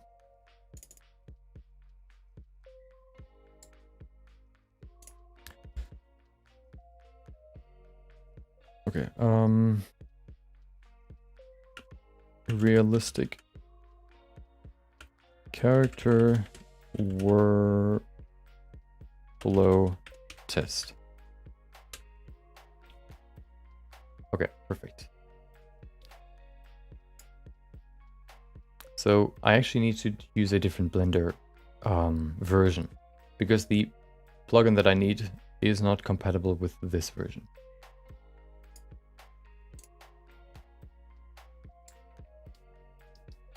I have 3 versions of Blender on my PC. I have 2.9, I have 2.93, and I have 3.0. We need 2.9. There it is. Just the model. If I could, I could if I wanted to. Sounds like a challenge. I wonder, could you actually animate like a bottle of whipped cream? Like letting I guess you could letting a, hold on, oh, letting a bottle spray out liquid that then turns into foam. Does that work? It probably does. There is a way to create foam, but I wonder if, so what I would think about is basically working with the lifespan of particles, which turn it from a liquidy, which turn the attributes from like a liquid to more like foam, where it stays in place but it gets bigger. Maybe that works. And then you could use meta balls, maybe. Okay. There it is. Let's see if we can actually open a newer file.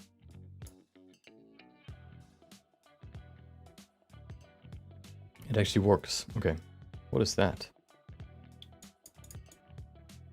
Okay. Wait. Oh, okay. So, let's begin with the cleanup. Set a start an empty, let it calculate the arc needed and add the materials.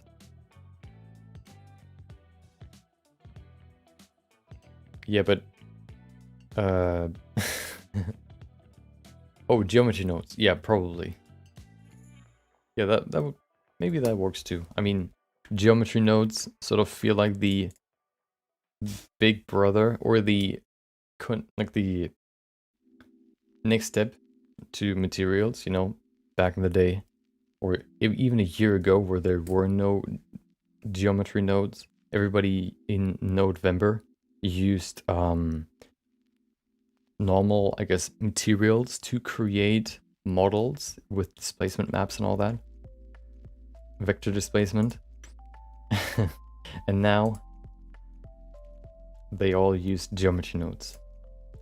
Wait. Oh, I don't have the matcap in here. I think I still have it on my desktop. Hold on.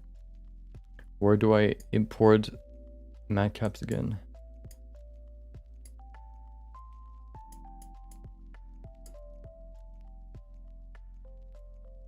Oh, there it is. Okay.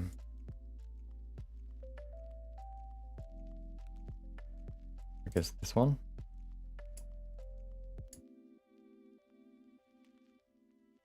There it is. Okay.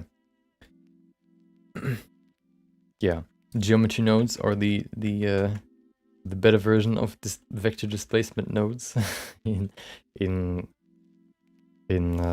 material nodes.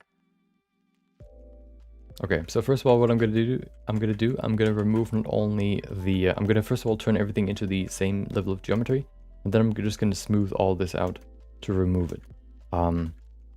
This piece here, these stripes, as well as the eyebrows too, and the like all the hair, and as well as these markings. So let's do that now. We're gonna use the good old simplify tool.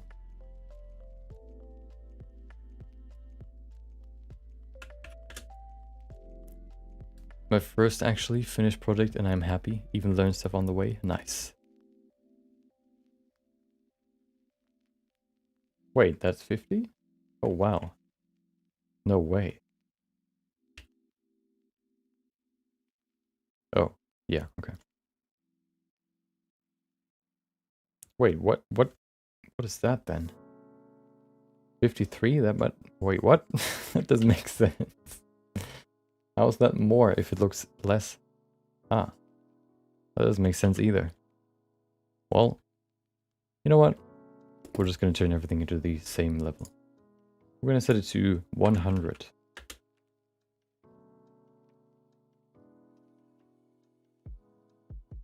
Yeah, big projects are very, very, very good to learn new stuff. Some stuff you kind of need. So some things you want to learn just require previous work. And hold on, I just read the comment. I can't think. Sometimes if you want to practice something like shading, for example, you need a model to shade on. You would either grab an old one, or you just download one, or you just create one yourself. But creating one yourself takes very long. So sometimes it just takes longer to actually practice what you want to practice. But in that workflow, oh wow, okay, well, maybe 100 wasn't the best choice. But while doing that, you also improve the other parts of the workflow, you know? So it's always good, you know, doing these bigger projects, because they not only teach you about these minute or small details at the end, but they also improve the beginning, I guess you could say. Okay, maybe, oh, what? I guess it's 50 then? What is this then? This must be, something's weird. Oh, I think I know why. I think because I scaled it up after I was done sculpting, it still, I think the dynamic topology resolution is global, which means that it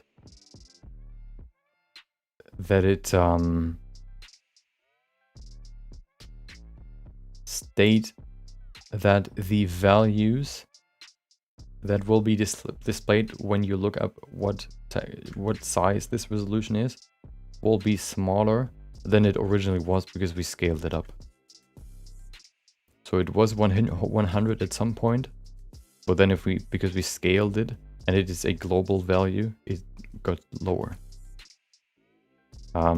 Yeah, so we're just going to go ahead and turn everything into 50, and then we can remove all the markings. I turn everything into the same value because smoothing acts kind of weird if some areas are more dense than others, because it tries to keep the density similar. Like it tries to basically remove irregularities in the geometry, and it sees that there's one part of the model that is 50 resolution and one part of is 100. It kind of stretches out the geometry, which is not really what I want. I just want to remove the details. The best way to do that is just to turn everything into the same level.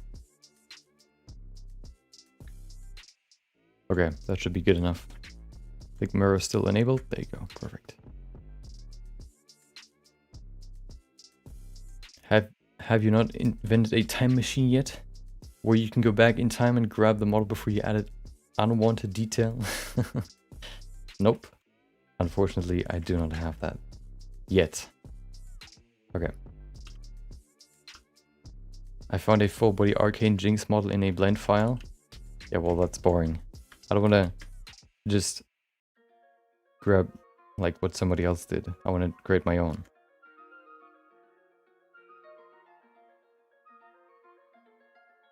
It would probably speed up the process even more, but you know, the way that I would probably or change that model would probably mean that we would create a new character anyway. I couldn't really maybe, you know, you could maybe have the proportions already, but you know, you can't really, like, if I want to do this more often, I can't really rely on the existence of already, you know, of like fitting models to help me, I guess, in the workflow. So I kind of want to do it without stuff like that.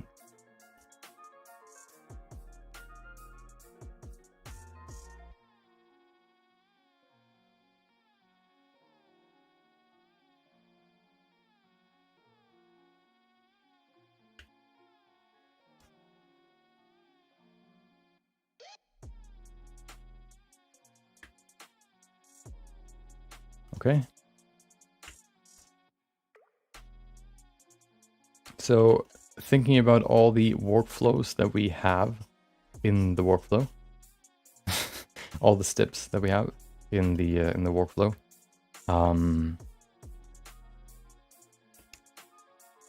we probably have 1 day for each. So 1 day for the character body, 1 day for the skin, 1 day for the hair, 1 day for post-processing. Well, we have clothing too. So let's say body and skin in 1 day. Maybe, no, let's say clothing and skin in 1 day. Well, yeah, well, you know, just in general, 4 days. I think we can split them up pretty evenly. There you go.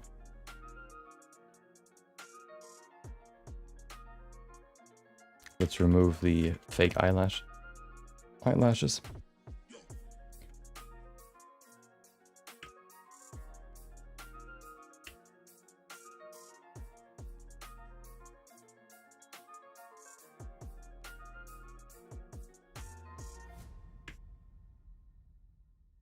Okay. And then down here, the goatee tattoo. There you go. Got to see the proportion for the character mostly. The head is really different from how I make it. Yeah. You know, the problem with grabbing other people's models is also just to kind of, you need to understand them first before you can use them. And sometimes they can take a while. So, you know, I don't want to have any friction in the process. Okay, there you go. Oh, we need to remove the eyebrows.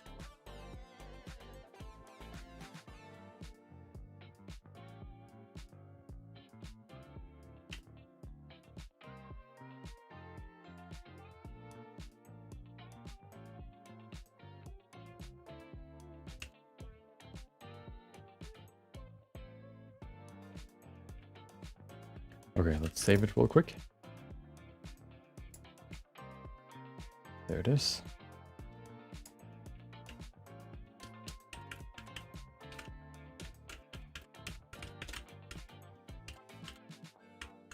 Okay, so let's say this is the final sculpt.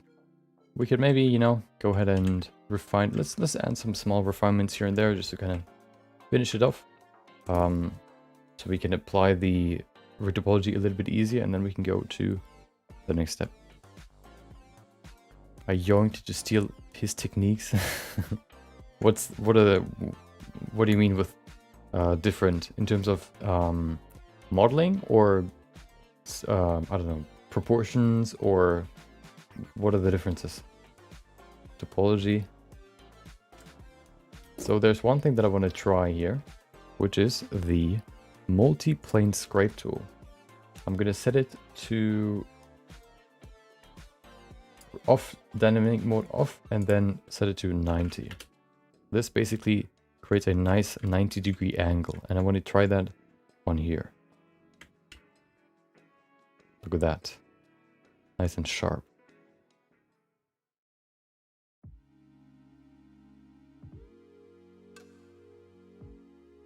Okay, perfect.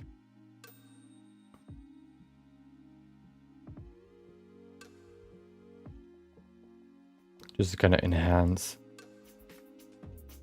the sharpness here. Of course, it kind of changes the look a little bit, so I'm going to bring it back to the original.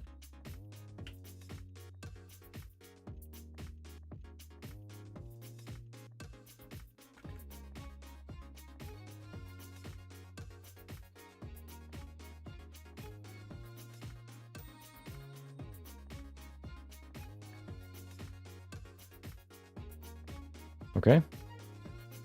Of course, a character with a neutral pose is boring, so let's add a facial expression too.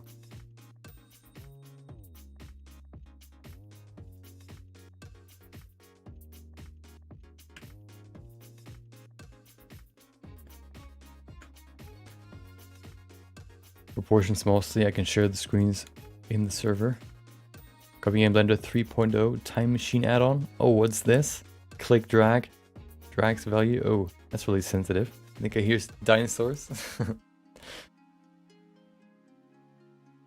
It's actually interesting that Blender works like you could just open new files in old versions. That's actually pretty interesting. I don't think that's going to work in 3.0 anymore. Like if you create stuff in 3.0 because it's such a different build. Maybe. But it, you know, you can't really play PS3 video games on PS2, obviously. Some other programs don't really take newer versions. Sometimes they say, like for Adobe programs, for example, hey, we've seen you've opened this in a newer version already. Do you want to reconvert that back to the older version? Sometimes they say that. I wonder how they know that it's a newer version. Maybe they sort of add a date to the file. Maybe that helps. The date of the version. And then it tries to reinterpret the new into old, which is interesting because it doesn't really know what's new. Maybe they create like a patch that then lets it know what's new and how to convert that into an older version.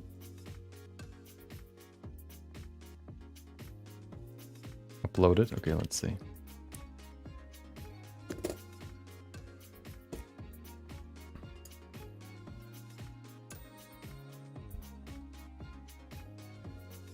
Okay. It's definitely not 100% like her. She still looks different. Maybe that's just the expression. Maybe that's just the lighting in the screenshot that I've seen. But she's definitely so. Well,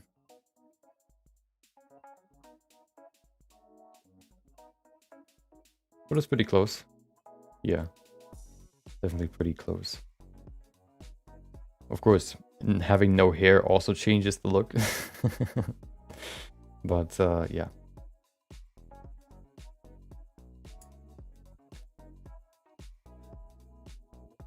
Okay.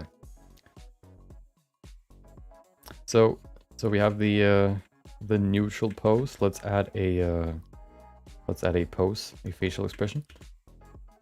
If you want, you can tell me an adjective or like an expression. Let's see what we can find on Pinterest. If we look up, let's say character defining adjectives.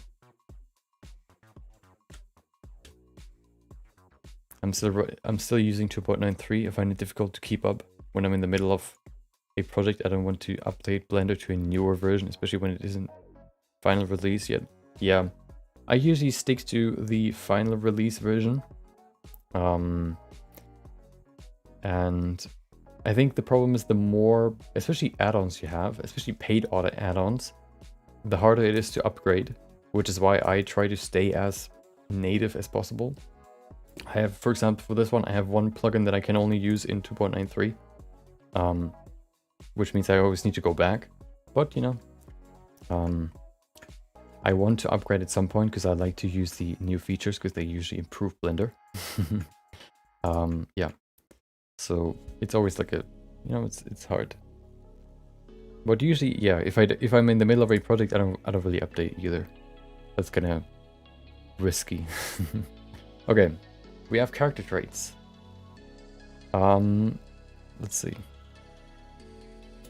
We have humble, brave, courageous, serious, resourceful, blah blah blah blah blah. How many do we have here?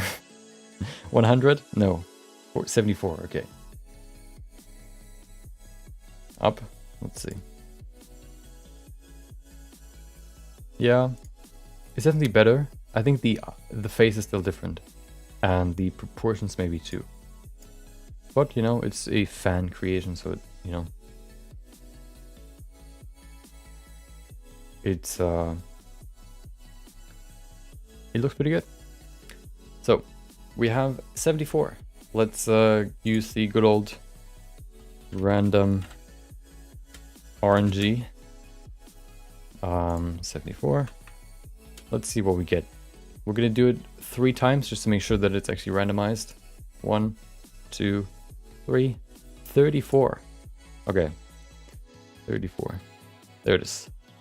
Conceited, having an exaggerated sense of self-importance. Okay, hold on, let me drink something real quick.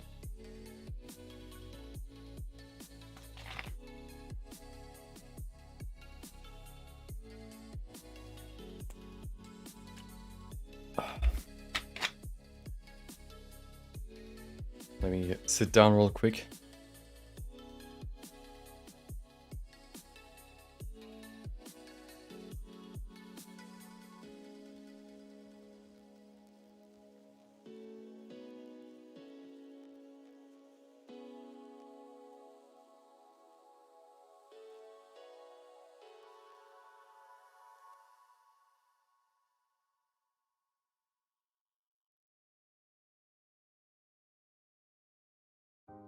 Okay, I have this neat plugin or add-on here, which can give us synonyms and antonyms to words. So we have conceited, vain, arrogant, narcissistic, proud, haughty. What is haughty? Indefatigable? What is that? Hold on. Is that actually a word? You're the language experts here. I expect a lot. If this is true that you're a bigger expert than I thought.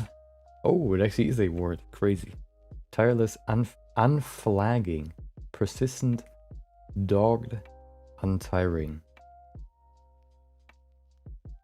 I don't know if you can display that very well in, well, you could probably display it, but it's more subtle. I think conceited is a word that you can more easily show in the facial expression. I heard it first time in the War of the Worlds musical. Ooh. Never heard of it. What is it about? Okay, let's make her look conceited. having an exaggerated sense of self-importance. Let's see what we can find if we look that up on Pinterest. I mean, I don't know if that's really the best word, but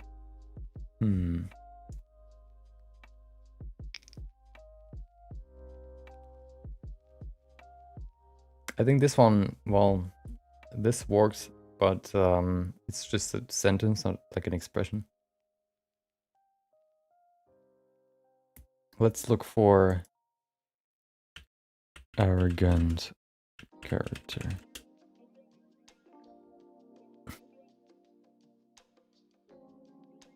I think this one's pretty cool. Sort of raised, well, maybe not raised, but sort of, you know, putting your chin up, looking down, maybe even having like this annoyed or, you know, arrogant look in terms of mouth, corners down, maybe even looking like upwards, sort of annoyed. Let's do something like that. Let's go for annoyed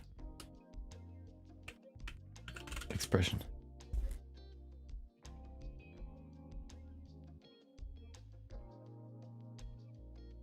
So what I'm sort of looking for is like a actually no, let's just create one ourselves. It doesn't have to be perfect, okay? The Martians invade 19th century London. The Martians were described as sleepless, is it indefatigable? Or indefatigable? That's such a weird word. Okay. Let's begin with the head.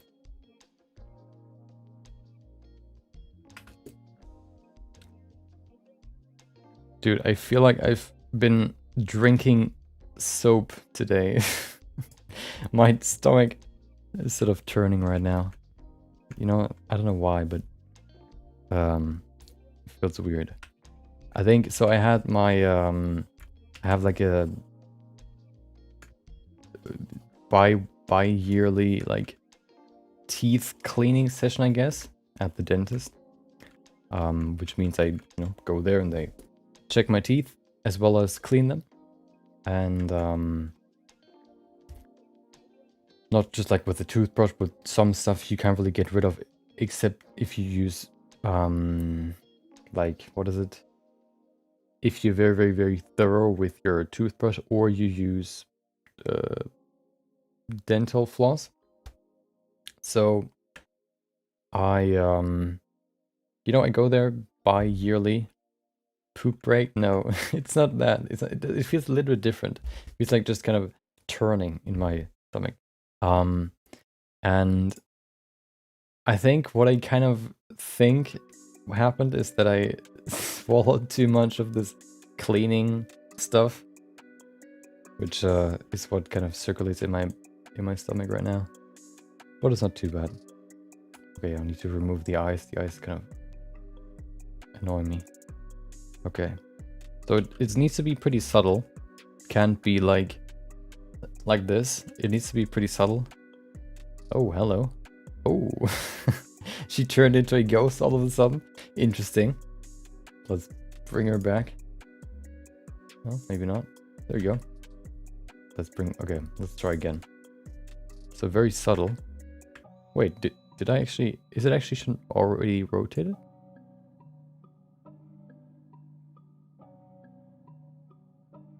Okay. I also need to bring the head back a little bit. Of course, the more geometry we have, the harder it is.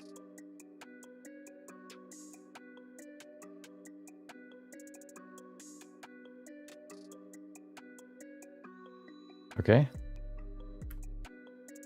I think that's pretty cool if we kind of place the camera down here somewhere. Go to the dentist, they clean my teeth, and they give them back to me. I mean,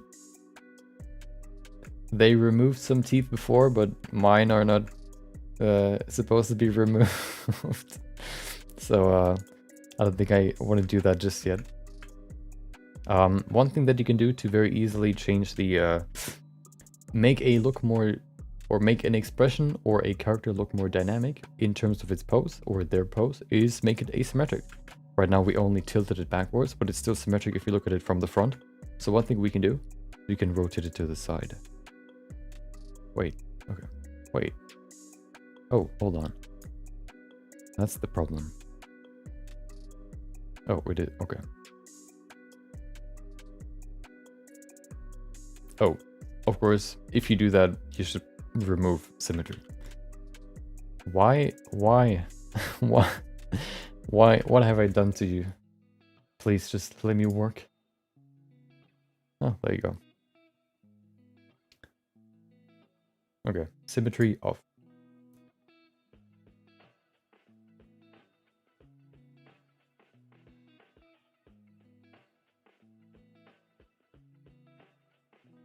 Very subtly, just a little bit, and then I think that's pretty cool. I don't think we need to do more there. Let's go to the next step, which should be the face in general. There's a new tool that I want to try now, which is the elastic deform brush. This one creates more natural deformations. So if you compare it to the grab brush, this is what the elastic deform brush looks like. Woo. Okay.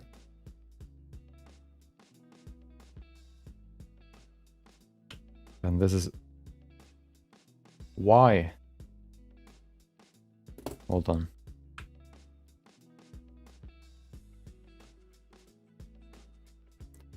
Let me save it real quick. Maybe that works. Okay. And then we have the grab brush. See how it only cares about the geometry underneath the cursor? So if I make it bigger, everything that is in the smaller circle, no.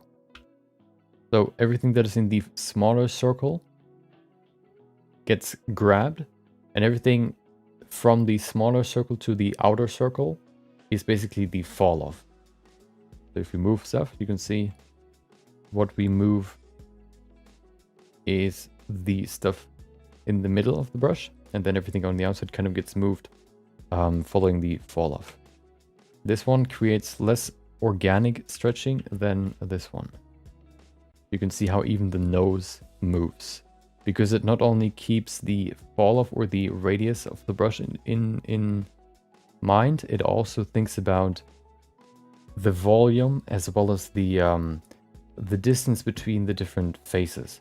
So if you, for example, think about like a leather or whatever, like fabric, if you move stuff, it can't just the fabric doesn't just get like the distance between the fabric strings, they don't decrease.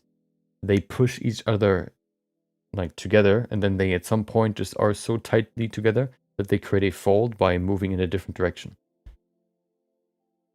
Like, first of all, they try to push swash together horizontally, but if there's no space anymore, they push upwards, or, you know, to create the fold. It doesn't, it keeps the structure.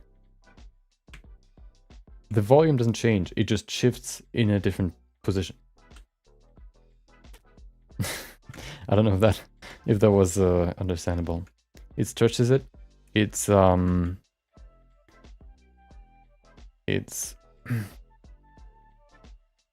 yeah, well, yeah, it keeps the volume in mind more, I guess you could say. Okay. Blended didn't like my joke. Maybe by saving, I've slightly, I don't know. I calmed it down. Okay. So what I want to do here is I want to make her look more arrogant, which means that she's supposed to look kind of like annoyed, or, you know, like she doesn't value your existence. So her lips are supposed to kind of express like a discontent or boredness or unhappiness, let's say. So we're gonna move her corner downwards.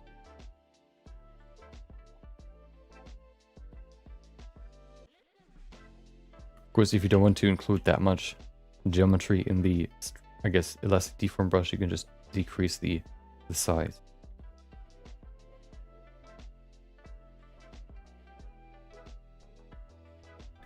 That's maybe a little bit too much. Also, usually, if you relax your mouth, move forward a little bit.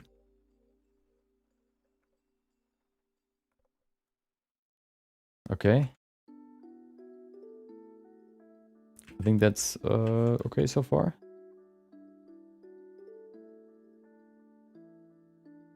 I don't think we need to change the nose too much. The nose doesn't really change when you change your, like, for the expression that we want to do here.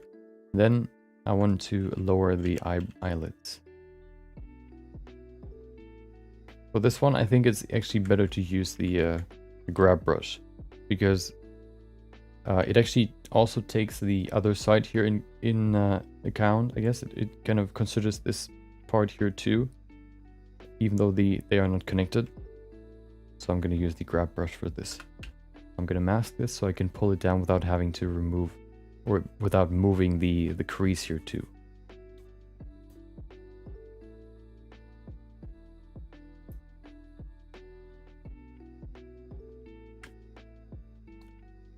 Okay.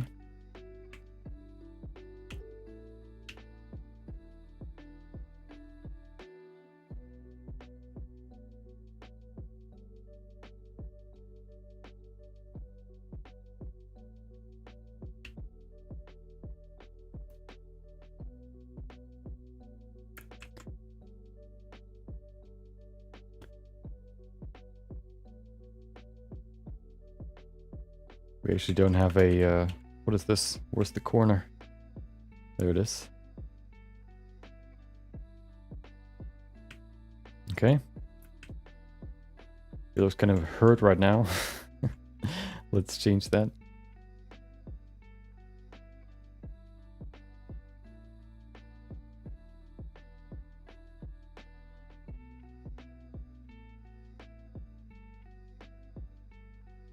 So by lowering her upper eyelid, we can sort of convey this slightly relaxed, careless, I guess, look. That's what I want to go with here.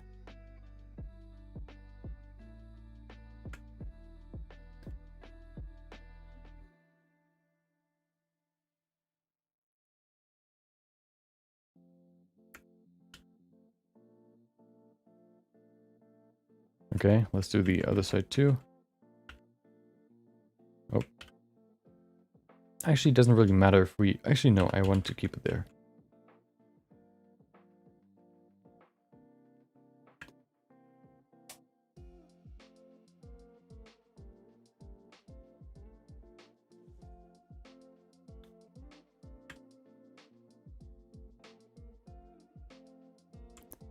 Okay.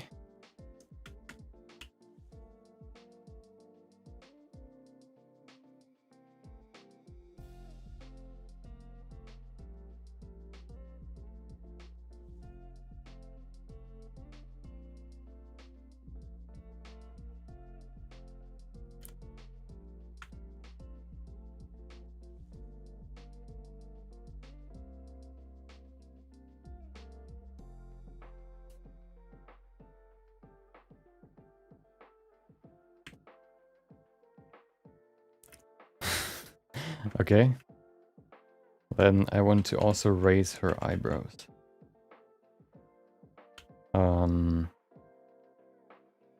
Like this. Of course, we don't have any right now, but we can still raise them. The muscles are still there. Like this. Okay. We could maybe add some, like a slight disgust into the into the expression too.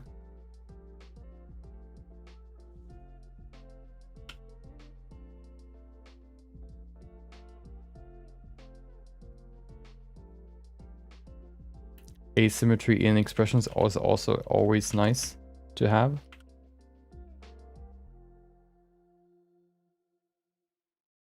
Well, that's maybe too much. There you go.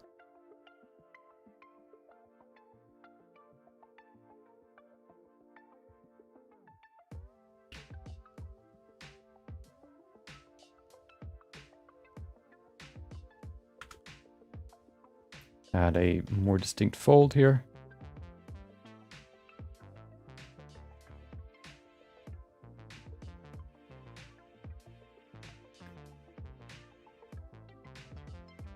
Okay, do the same on the other side, just kind of have a slightly the same look on this side, just to kind of accentuate it a little bit. Okay. Usually if you pull one... Actually, is that true? I think if you pull the nostril up like this, you also rotate or you pull the middle slightly to the right too. Like this.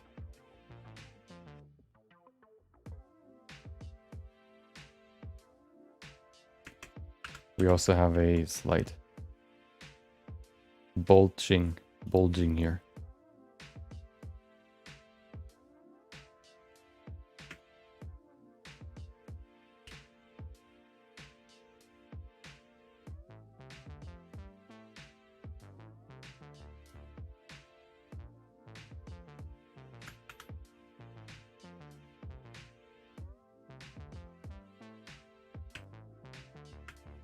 Okay.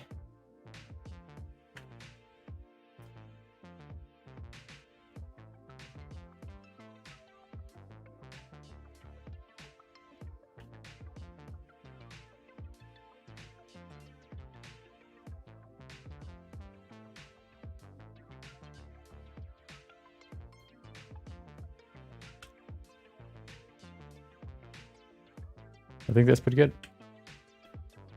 I don't think we need to do more here. Okay. Should we detail this out some more? I don't know. Maybe a little bit. Let's add just a little bit more.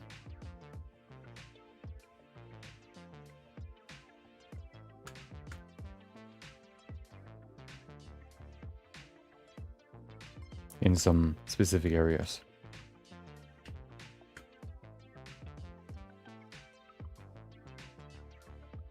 Here, for example, just kind of highlight the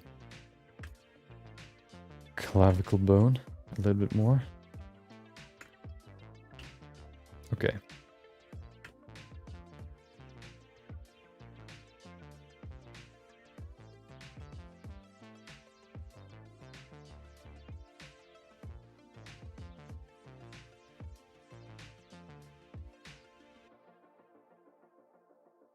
Okay.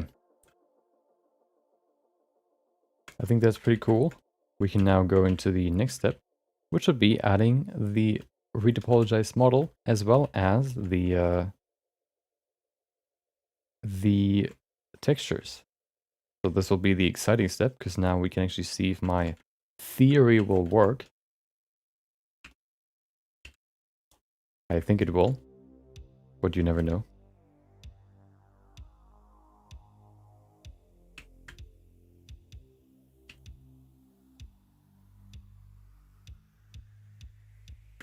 There you go.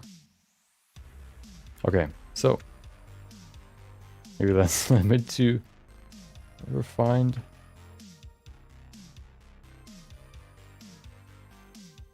Okay. Yeah, that's too much.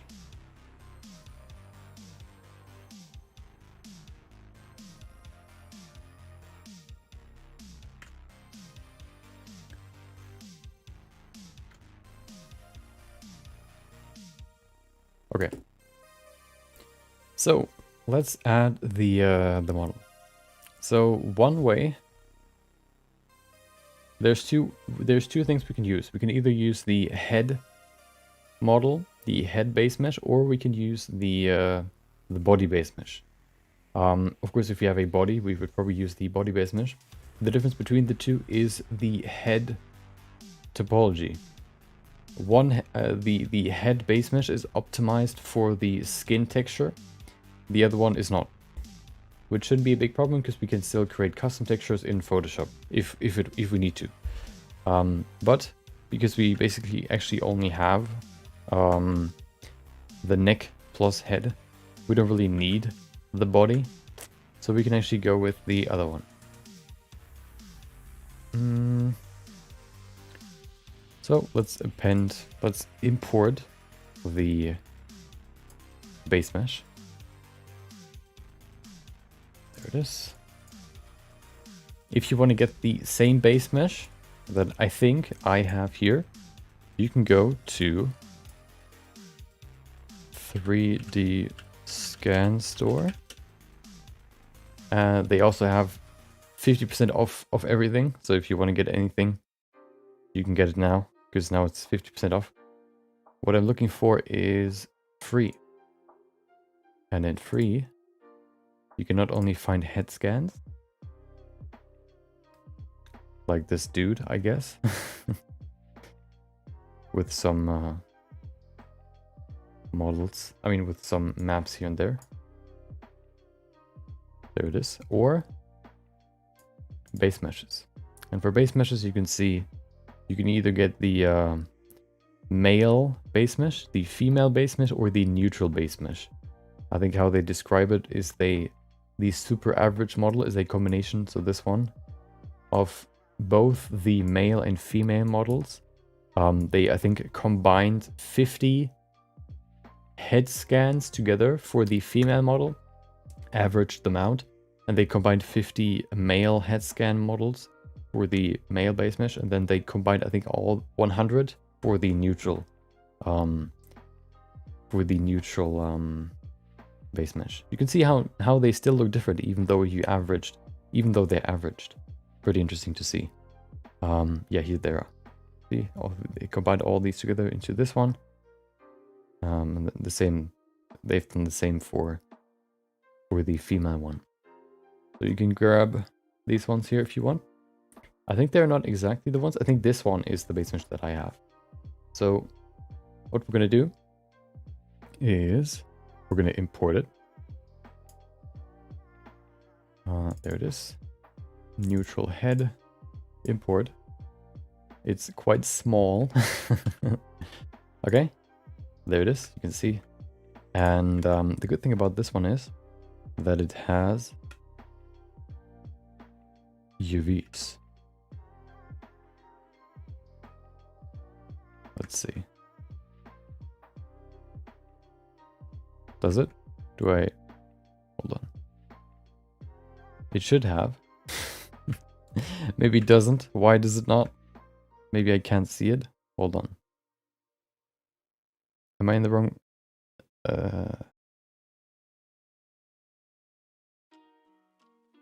It should have UVs. It doesn't right now. I wonder why. Hold on. I already tested it, so it has it. I just need to figure out where it is. Let's see if we can. What happens if we append?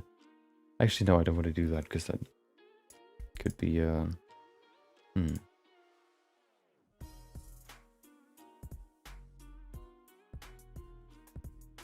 Do I need to? Let's see. What if I grab the ones in the texture folder? Because that's what I used before. So where I have my human textures, I also have the base mesh in there because it came with the base mesh. There it is. Base mesh. Okay. Does this one have UVs? Okay, this one does. Weird. Okay, well, I guess we use this one then.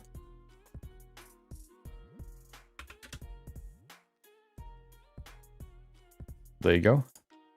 We're gonna see that it's roughly the same size. Okay, that's a little bit big.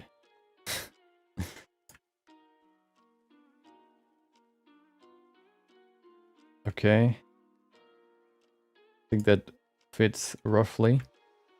Now that we have the rough size, we can now basically wrap it onto the model. Before we do that though, what I want to do is I want to go into the material preview and I want to apply the texture. Welcome back. James, hope you enjoyed your Wednesday and your week so far. Maybe on the weekend. Random question, but do they only make you get vaxxed once? Did they require the booster? So if you get vaccinated once, well, of course, there's one. Johnson & Johnson is only requires one shot, but for the others, you need two. So once you get the first one, you get an appointment for the second one too. And as far as I know, my grandparents, which got the vaccine pretty early, also got the booster shot recently. That's what my mom said. So yeah, there's a booster shot. Okay. There it is. Let's import a skin texture.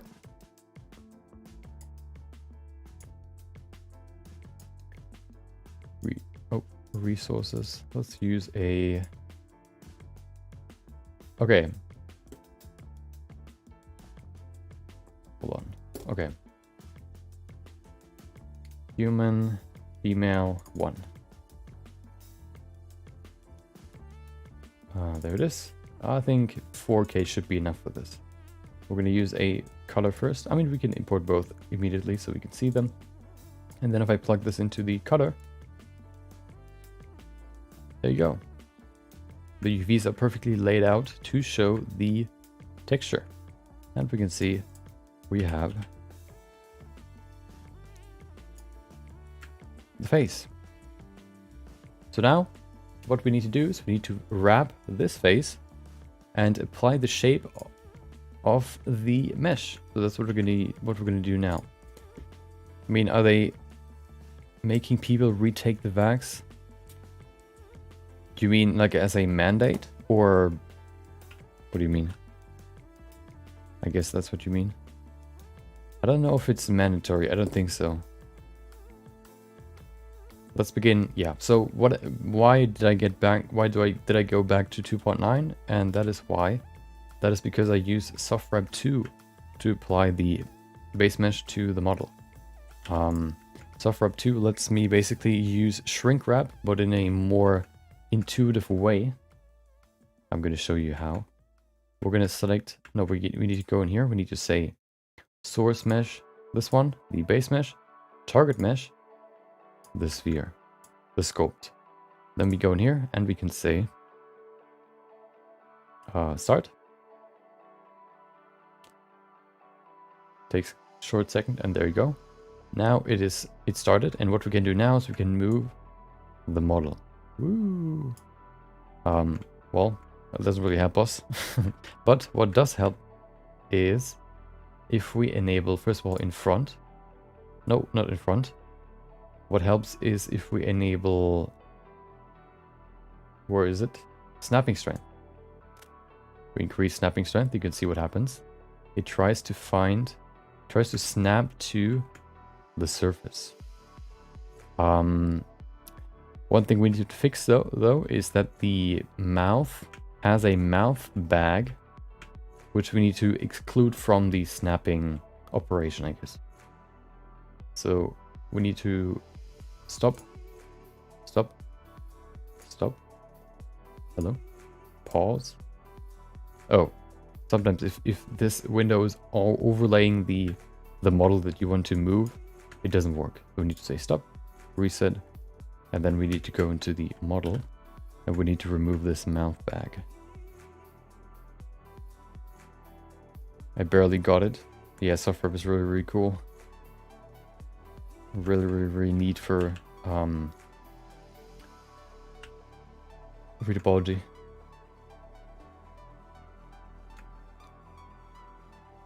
Oh.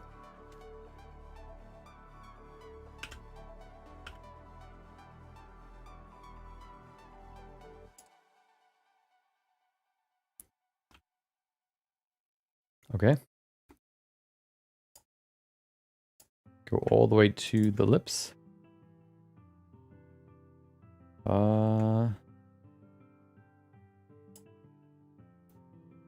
One more. There you go. We're going to create a vertex group, assign, And then we can go back here. We need to go into the settings here and we need to say snapping group off. And now this group will not be, will not snap. So if we say start, it either now snaps only the mouth or it doesn't. Yeah, it doesn't. Perfect. Okay. So now what we can do is we can move this into the position that we want it to be. We can increase the snapping and then we can move it upwards to fit it onto the model. The problem is it sometimes, you know, it tries to stay in a specific position because it tries to keep the distance between vertices the same. That's why you can drag them around. What we can do though is we can use, oh, the eyes we also need to remove. No, we don't. We actually have eye folds. What we need to do though is we need to use pins. Pins are basically there to pin geometry to a certain spot. So if we press shift, I think we can left click and we can apply a pin. We can scale it up and that increases the influence. And then we can keep this pin, we can move this pin to the desired area. I want to make sure that the pin is in the right position. So right there, this is the corner of the eye. I want that to be in the corner of the eye. We need to also enable snapping, otherwise this pin, which is just an empty, doesn't really stay on the surface. There you go. Put that there. Do the same on the other side. It's actually pretty good. I just want to make sure that it stays there. There you go. And then for the inner part, where's the... Hold on. I can't really see where the...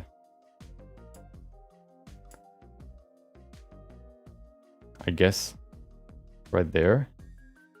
There you go. Place it on the back. Wait, why doesn't it go deeper?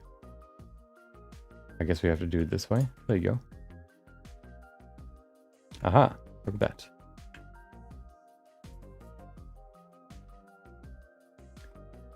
And there you go. Now it kind of conforms to the eye shape.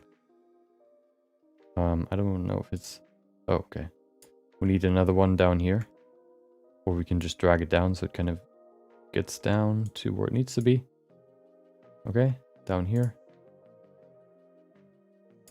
Okay, that's okay. I'm gonna keep this eye here. Actually, no, I'm gonna create some more pins.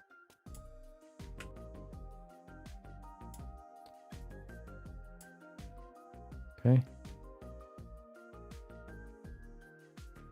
This one is in a pretty good position already. Pretty close. Of course, we only have it on 50 snapping, so we can increase it even more if we wanted to. But right now, I'm kind of just trying to place everything in the right spot. If we set it to 100, it's kind of gets harder to move. That's why I'm doing it this way. Oh, dude.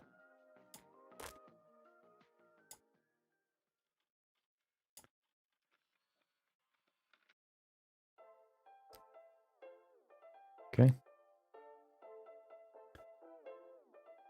It's already in a good spot here.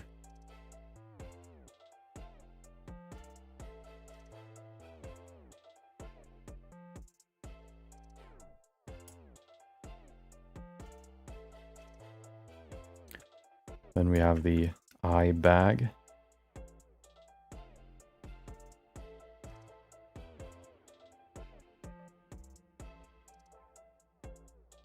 There you go. Okay, so we have the eyes. Okay, let's go to the mouth and nose. Once we've wrapped everything, we basically not only have textured everything, we've also retopologized everything in the same move. So let's do that.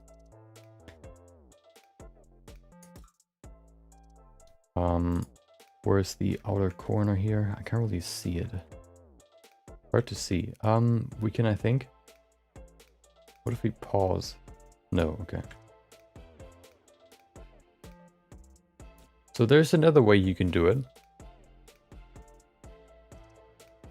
which might be easier.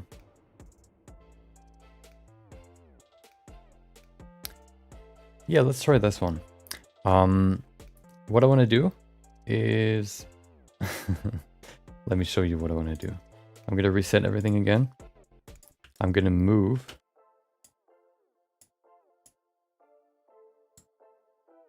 There another empty here? No? Oh, yeah. Okay. Okay. What I want to do now is I want to move this back behind this model. Remove in front. And then what I want to do is I want to do it this way. Now what we can do is we can just go into the... we can press start after setting it to 0 snapping strength. We can press start. Okay. And we can...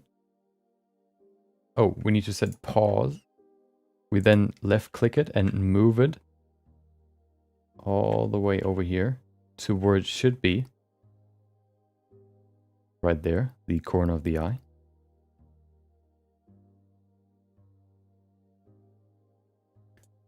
Okay, and this way we can set all these landmarks without having to be, or without getting confused by the jittering and all that stuff. We can see all the landmarks very clearly.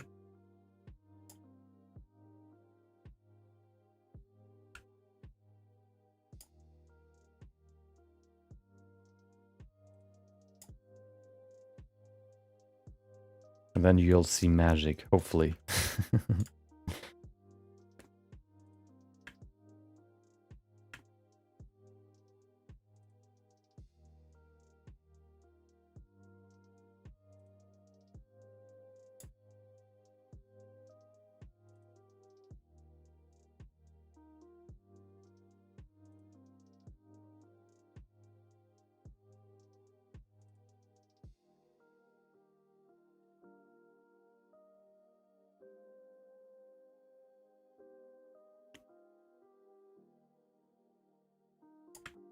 Okay, I'm just going to make sure that I have enough here to really define the eye shape.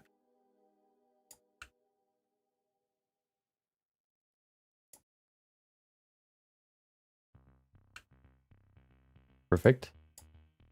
Let's do the nose corner first.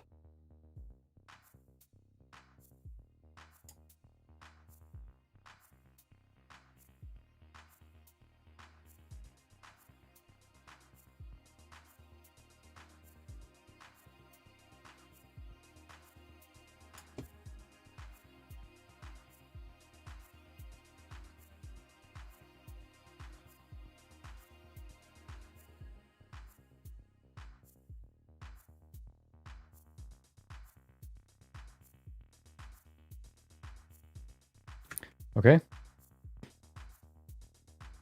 Let's go to the lips. This is the middle. Right there. And we have this corner. Why is it so small? I guess because of the geometry density.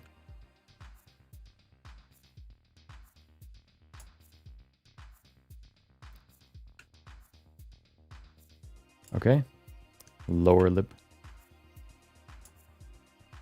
Wait. Okay, that works. I also want to do the middle. Does it actually include... Yeah, it only includes the upper part. That's annoying. I guess that's okay. Maybe it works itself out. Yeah, we'll see. I want to do the corner here too, because it's quite, you know, specific in its placement. We need to place it up here.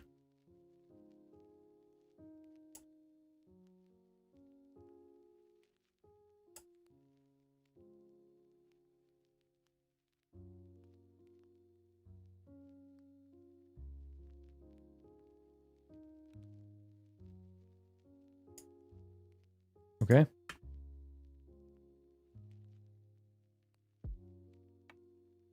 So we've added all these landmarks. We have the ears too.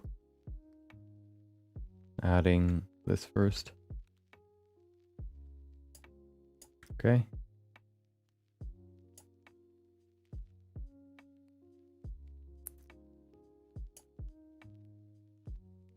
Oh. Wait. Oh. I clicked out of the windows, so I minimized it. Then I clicked on the Blender icon on my taskbar, but that's the new version, so I opened a new Blender window. Okay.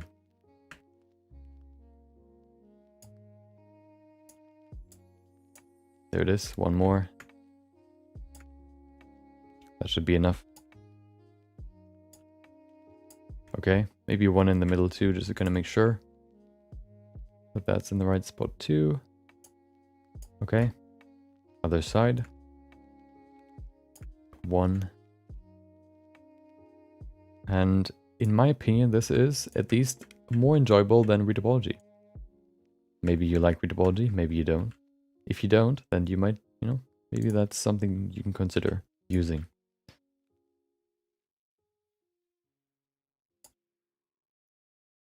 It's actually quite fun to play around with this, because it's so intuitive.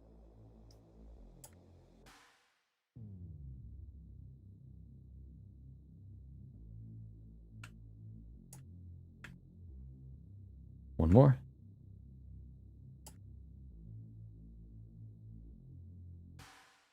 Okay.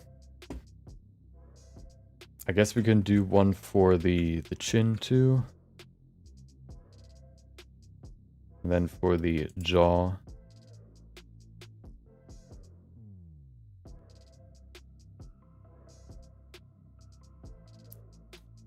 Hello? Oh, there you go.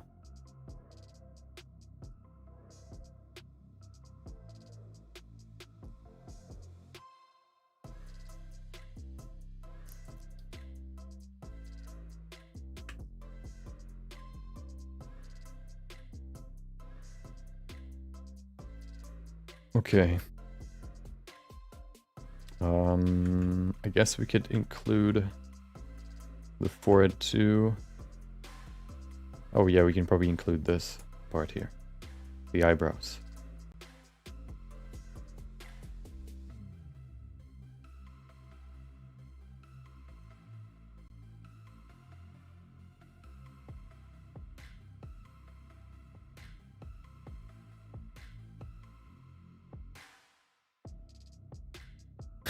I can actually not see that much anymore because there are so many circles and lines.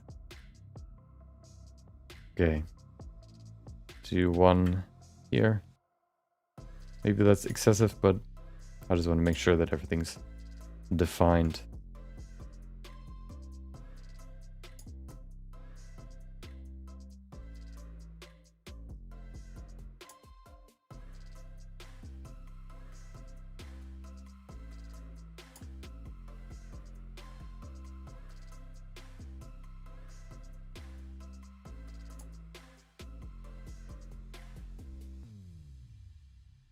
Okay, let's see what happens. I'm gonna save first. Okay, let's unpause and see what happens. I have it set to snapping strength 0. Let's set it to 0.5 and unpause. Woo.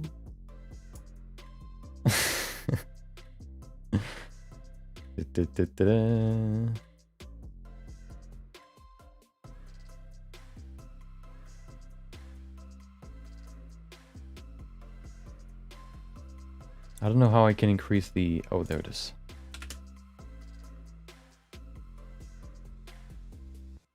What is happening with the eyes?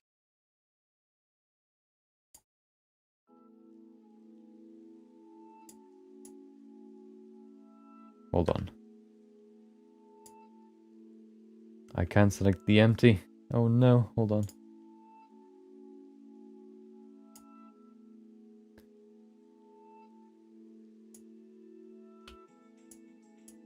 Dude. I can't select it.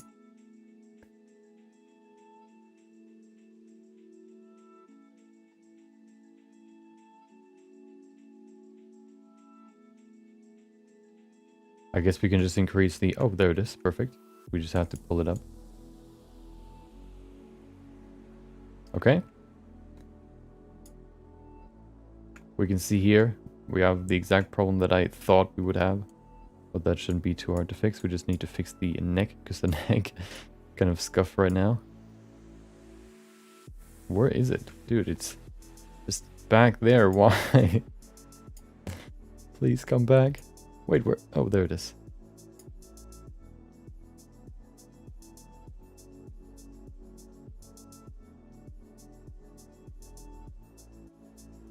Yeah, that's better.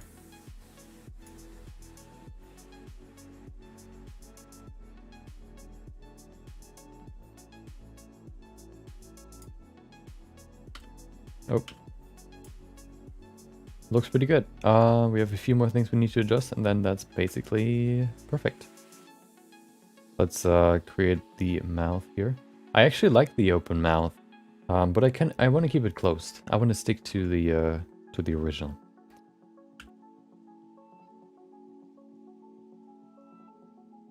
So let's grab it.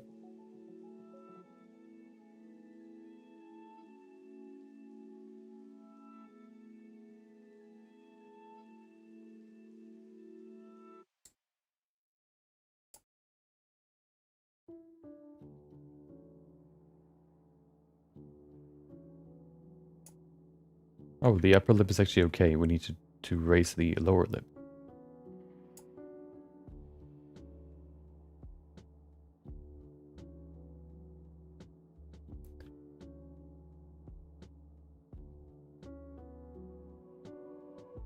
So which means if we just make these empty smaller, so change their, I guess, influence, and then we add an empty right there, we can move it up.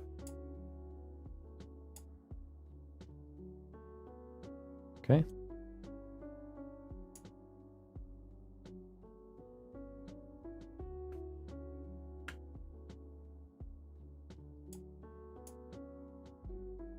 Oh. Do we really need another one there?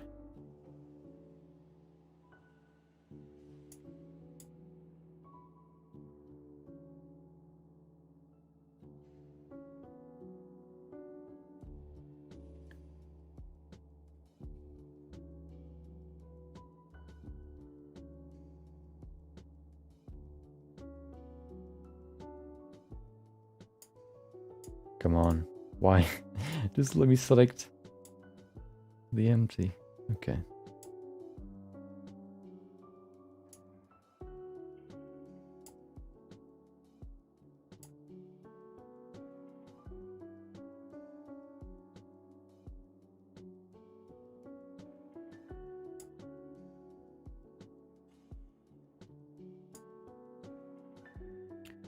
We can make it even more specific.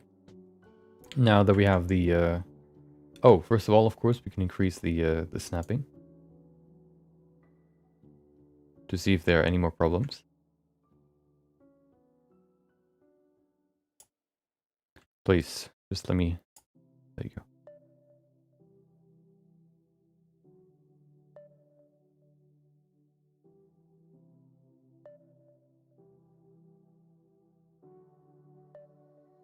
Okay.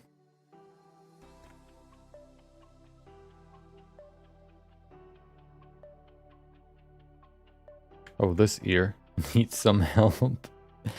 You need some milk. There it is.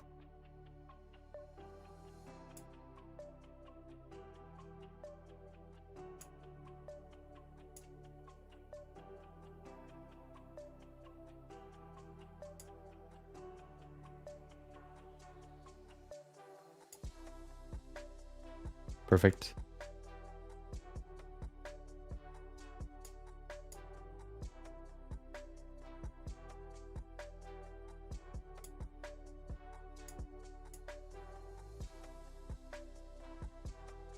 And after we're done fine-tuning,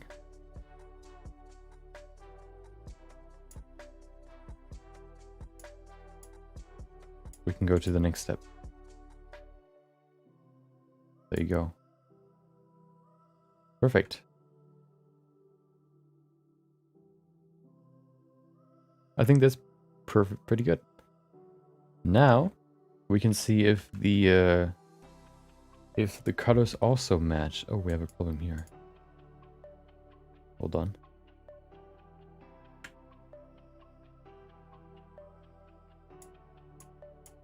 Come on.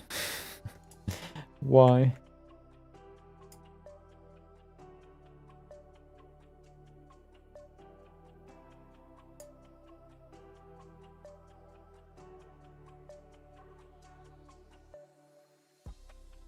Do we even need this one? No.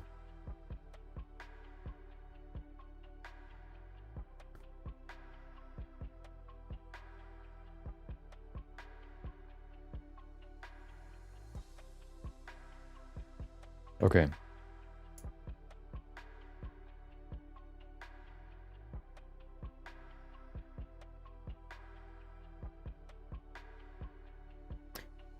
What I mean is we can go to material preview. And then if we hide the original mesh, we can see the new one. One thing we need to do, of course, is we can now apply this model. I mean the base mesh. I wanted just to make sure that the colors match up with the sculpt.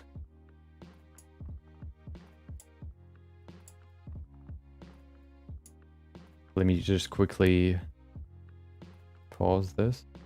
I want to select the base mesh and set it to smooth. This way it's easier to see. There you go. Okay, let's continue. Oh. I think it's already in a good spot here. This one moved a little. I don't know what it's doing here.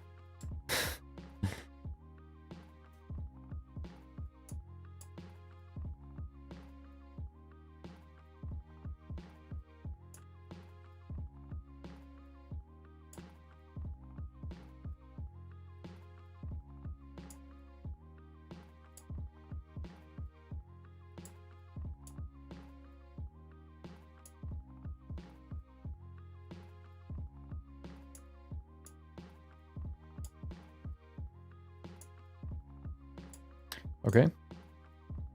We can see the lower lip is quite different, so we need to change that. We need to pull it down all the way to there.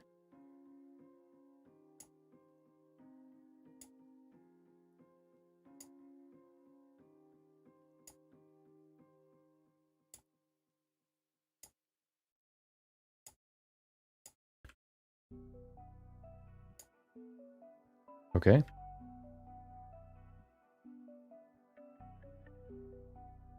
Of course, it gets stretchy in some areas, but that's well, that's just, you know, because we stretch out the topology. There you go.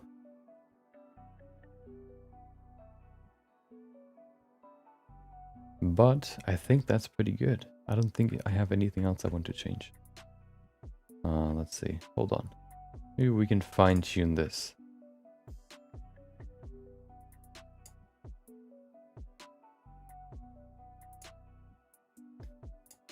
Please. Please, let me select the empty. Why? Oh, wow. Okay. This is getting quite complex. Ah, there you go.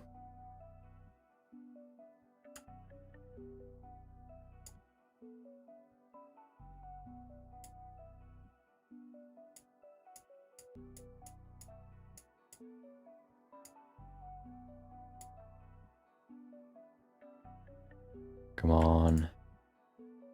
Okay, there you go. But I think for a quick retopology plus texturing, this is not too bad. So now we have the we have it retopologized. What we can do now is we can first of all save it. We can pause it. We can stop it. And we can see the final topology, or the final, what is it? The final soft wrap thingamabadong. We can then say we can duplicate the base mesh.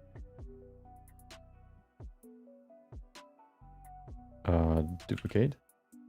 We can remove these two shape keys, bases and soft wrap shape key. Okay, which means we have an original again. We can apply everything. Why does it look so weird now?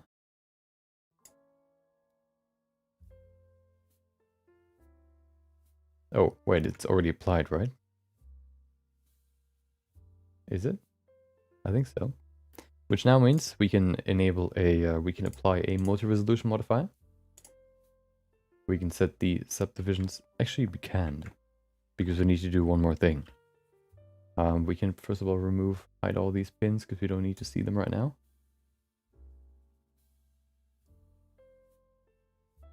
So many pins. 61, there you go.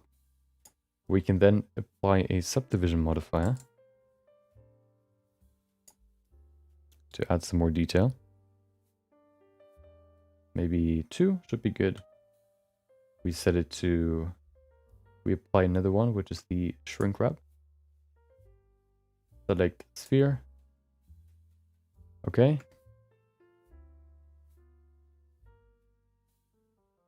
Problem here is, again, the mouth bag, but we can solve that problem by just selecting the group here.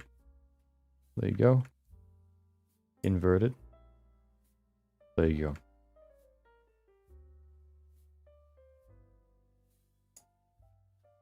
We have another problem right here, which we can probably fix.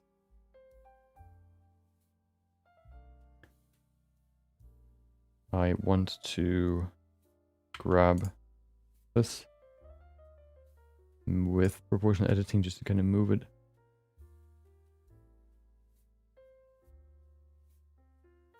Into a better spot so that it doesn't stretch the geometry here.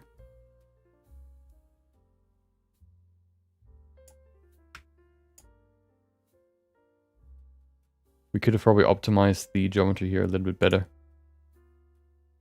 but I didn't, so we have to deal with the consequences. But that's why I did this, because I want to learn, you know, the okay, I want to learn the problems that we could run into.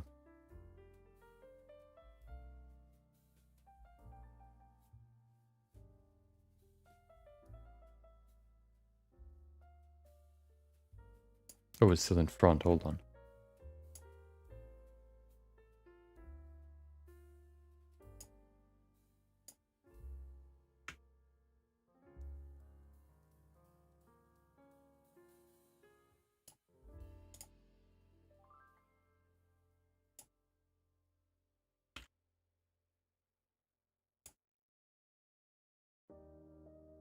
So this, oh, hold on, we need to set it to project.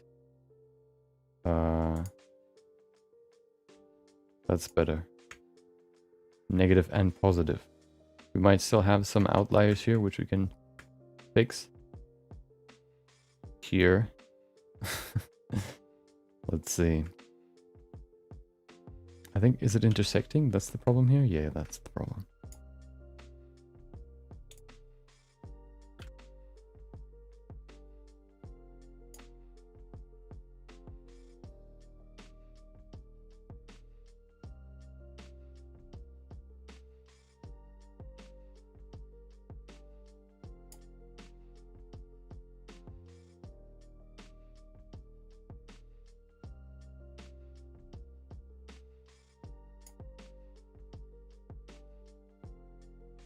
Sorry to ask such a new question, but in sculpting, how do we keep the brush size constant so it doesn't change when I zoom out or in?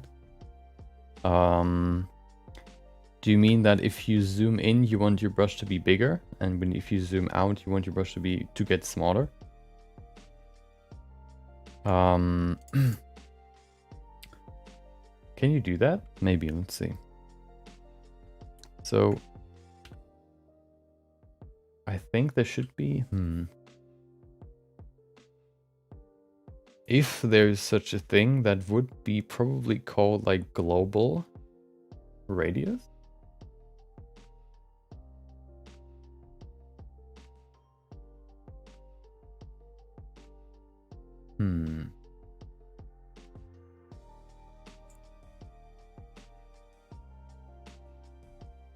Let's see if I can find something about that on the ancient interwebs. Oh. Blender sculpting global radius.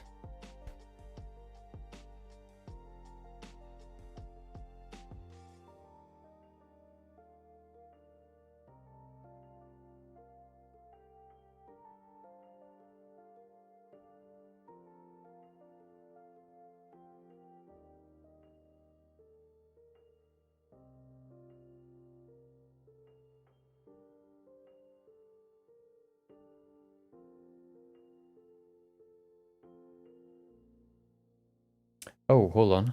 Oh, there it is.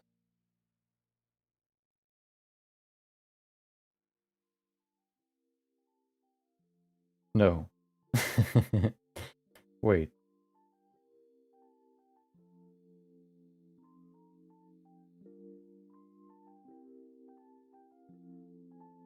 Why? Wait, hold on.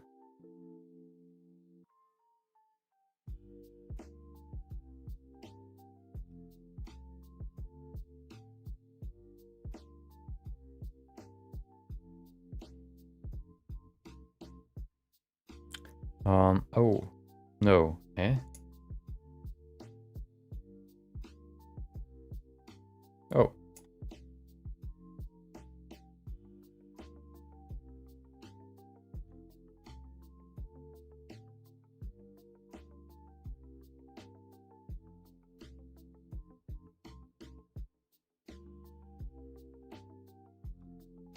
So, oh, no.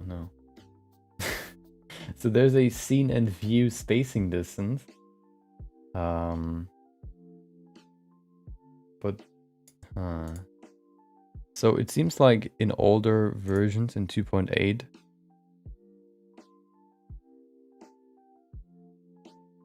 oh, that's what you, okay, now I get it. Yeah, so,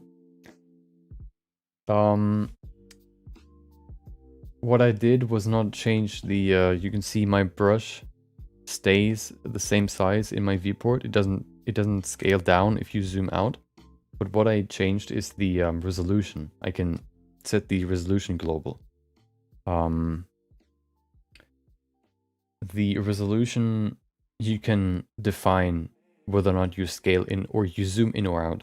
I don't think you can do the same for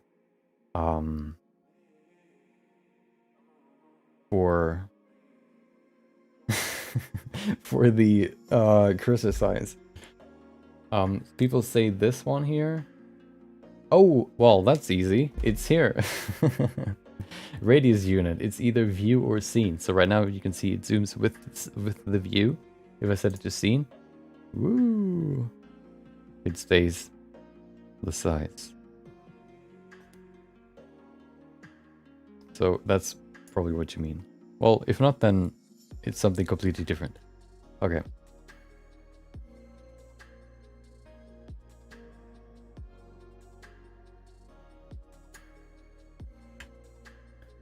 What do we have here? Oh, I see.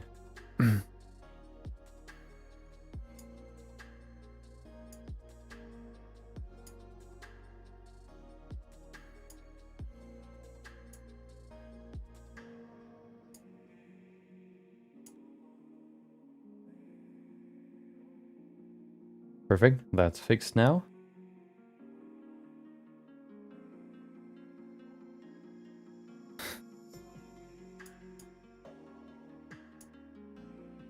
Okay.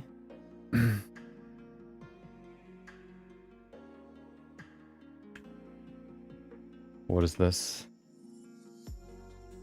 Okay, well, I guess we're gonna keep it that way. Let's fix the mouth. What is happening here? That's the worst. If you can't even see what's happening.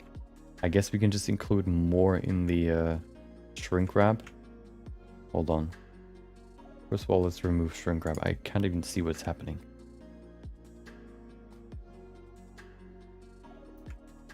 Okay. So, oh, there it is.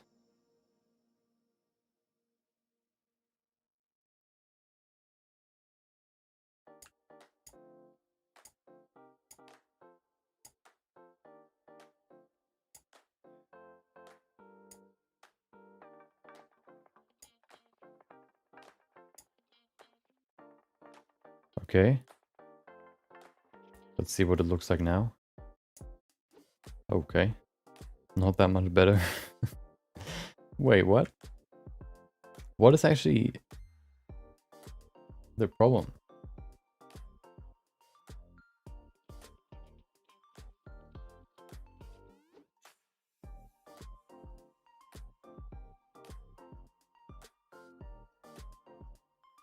Let's fix the easy stuff first.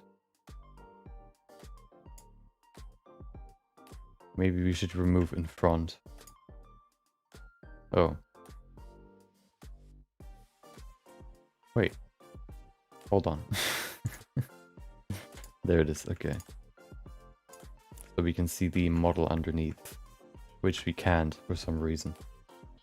I'm getting confused. Well, okay.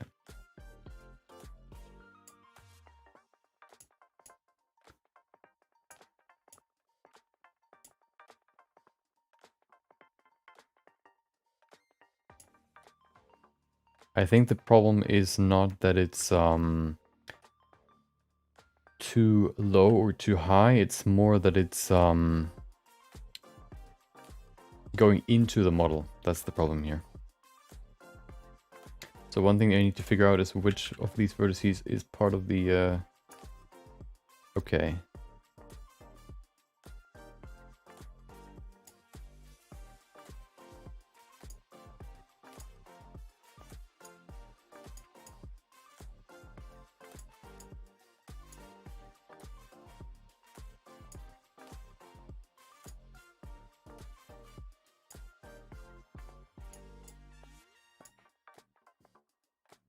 This is a problem here. There's a big face right there.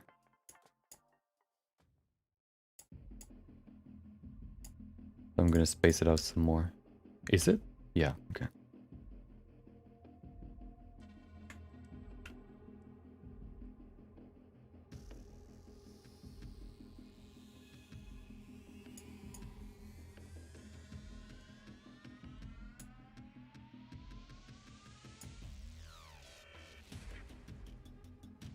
Okay, so what appears to be the problem here? That was it? Nice, that's nice. Yeah. Really like this elastic deform makes it so easy to move ears and nose position without messing up the entire form of the head. Yeah. And if you want to know more of these tips and tricks, then stay tuned for probably Monday. Where you're gonna see even more of those tips and tricks. Oh, that's actually one thing I wanted to ask. So I think there are like 46 brushes. And in the in Blender. So all of these, 46. How long do you think the video will be? I tried to make it as compact and still understandable as possible. So the goal is that you can watch it and not get bored while still understanding or while still being able to comprehend everything, and it being in a structured and, simple, or I guess, yeah, structured way. Presented in a structured way.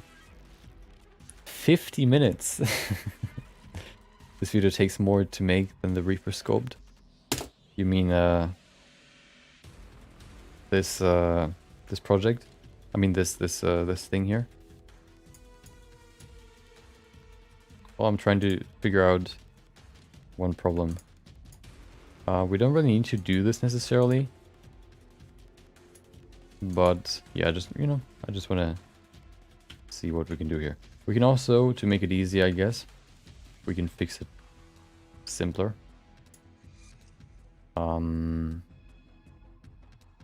What we can do next time... Wait, no, hold on. Hold on.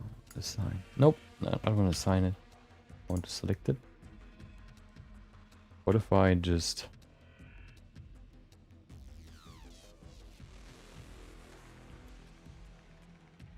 Okay, so one thing that I have difficulty understanding is...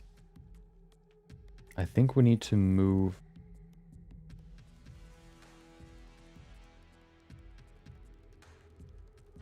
these vertices further forward.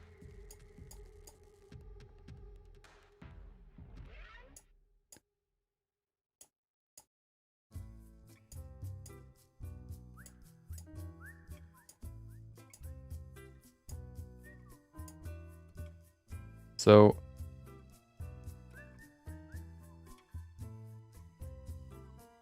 50, 40 to 60 minutes. Nope. It's gonna be less than 15 minutes. I was actually surprised, but yeah. It's gonna be less than 15 minutes. It doesn't take that long to explain them all, because oftentimes they...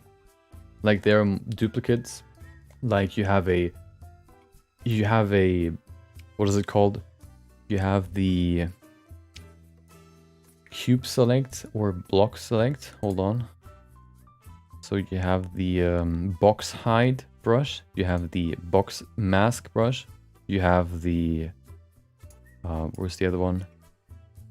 You have the box face set brush. All of these don't really require the explanation that you draw out a box to apply them, like to perform a certain action. And this way you can very quickly minimize or reduce the amount of time you need to explain everything. And then the control function, if it's a special function, then I explain it. If it's just a normal, I guess, like a standard function, I just show it. By showing, you can reduce a lot of time, or you can reduce the time a lot. Because why would you say it if you can just show it in like a second, or in a 2-second clip, you know? Why would you explain it? You know, the explanation is maybe more important when it comes to more technical stuff, but showing stuff is probably easier to understand than saying, well, it displaces the normals of each individual vertice instead of taking the average of the normals of the vertices in the brush cursor and then displaces them on the average normal. You know, that takes way longer than just showing what it does.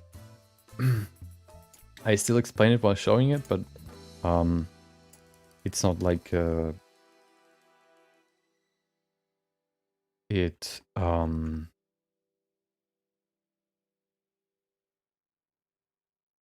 not like it takes like ages to do so. But I was surprised how short it actually is. So I tried to fix this. I don't want to spend too much time on this. So what we can also do is we can just assign these to the no-no zone. And this way they won't be moved. They won't be shrink wrapped. And this way we can also fix them.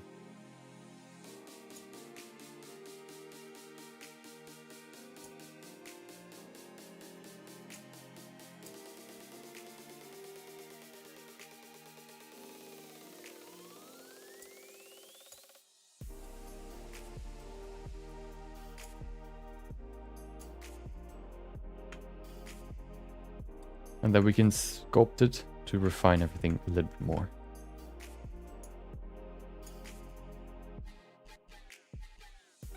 Our video is just going to be like 2 minutes in for each brush. Going to be like 2 minutes.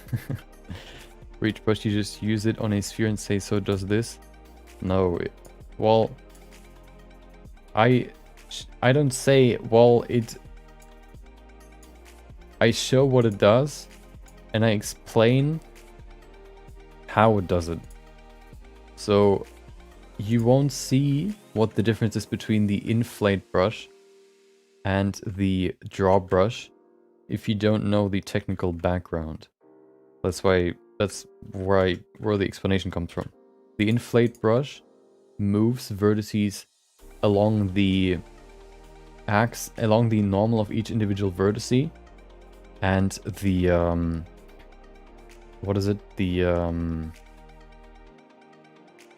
the draw brush takes the entire cursor, all the vertices in that cursor. It takes the average normal from all of them and moves them upwards along the average normal, which changes the look in some occasions, and that is like the part that sort of lets you understand the brush. You see how the brush normally works, but then you know why it sometimes works differently in some occasions.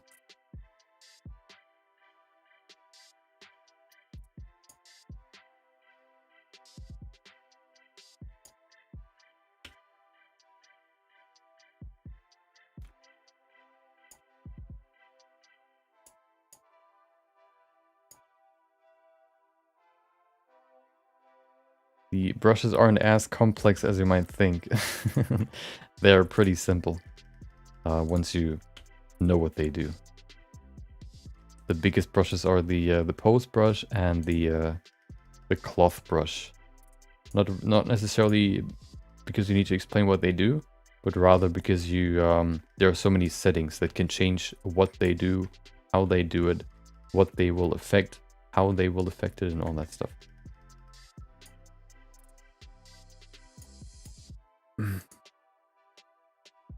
Does it by clicking, easy peasy.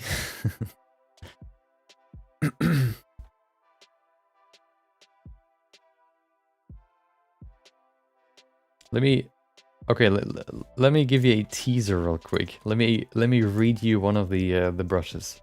Hold on. So you can kind of guess, or you can kind of, I guess, see what I mean.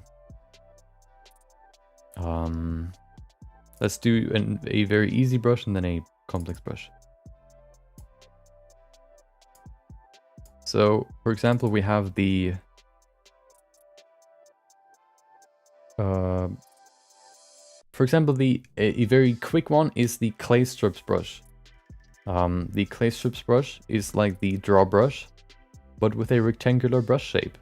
So because you already know what the draw brush does, and you know the mechanics behind it, I don't need to say, well, the draw brush does list everything the draw brush does, but it has a rectangular brush shape, which you can then change the roundness for in the settings.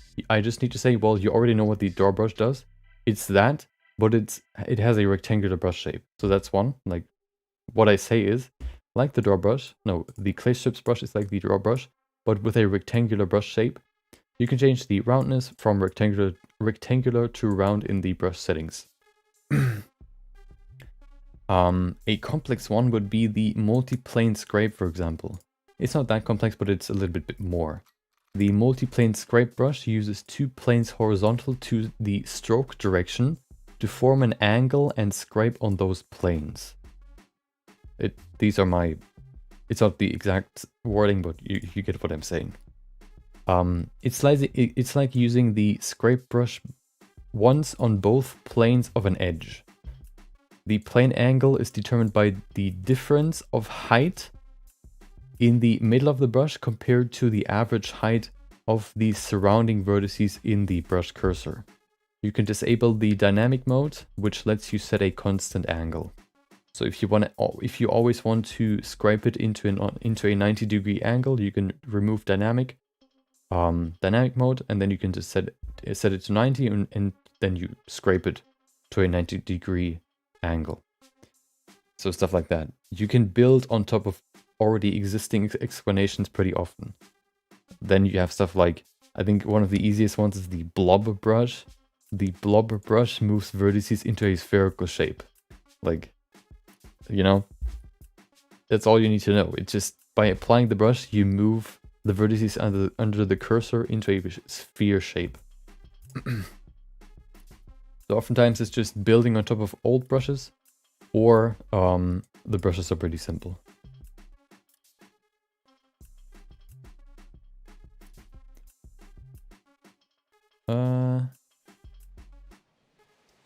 Okay. Yeah, the blob brush is pretty garbage. The draw brush normally normalizes normals, while the inflate brush normalizes normals normally around the normals. No, the inflate brush doesn't normalize the normals. It takes the individual normals and moves the vertices along the individual normals. But I get what you mean, or what you wanted to say. Welcome, Chronic Chronicler. Hope you've been chronicling some chronicles recently. Hope your day has also been great.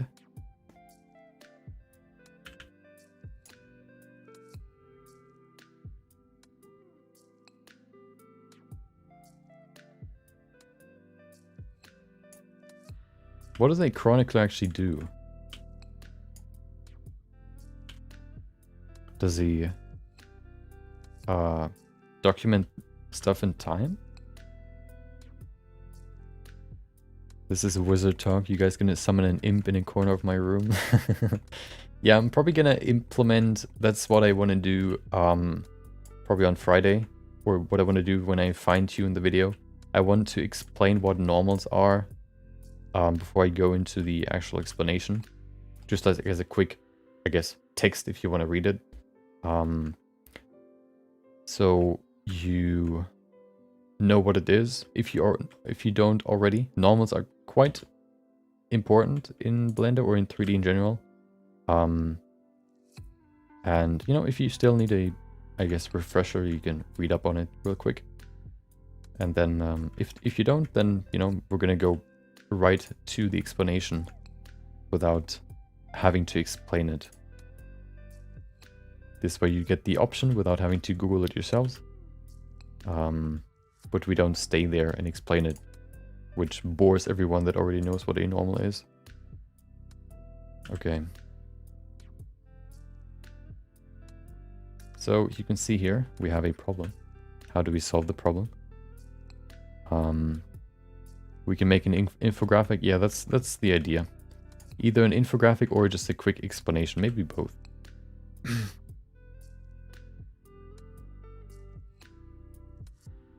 Maybe I'll just say here, if you don't know what normals are, you need to know what they are. So here's the quick explanation.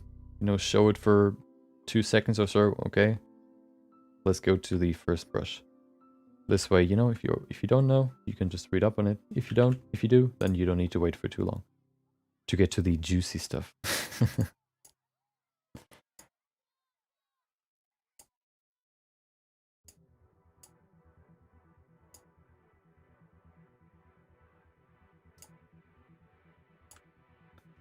What is happening here, please? Can you explain to me what... Wait, what? Oh, no.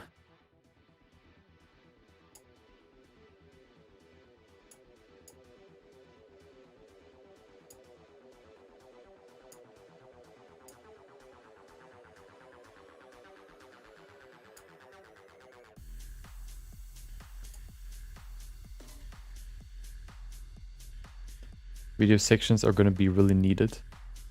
So I will have an overlay that will show which brush is currently shown or explained. It will also show what brushes will come after and which ones got already explained. So you can see the icon, so you can immediately see which brushes which. And then, you know what? I think that's good enough. So what you can do now, we can fix the rest of the artifacts in scope mode. So I'm just gonna apply this now. Checking if everything else is okay. Yeah, we can fix the rest. Okay. we can apply it. Subdivision of 2, we need to keep that in mind. Oh. Hold on. Where are my shape keys again? There you are. How can I apply a shape key?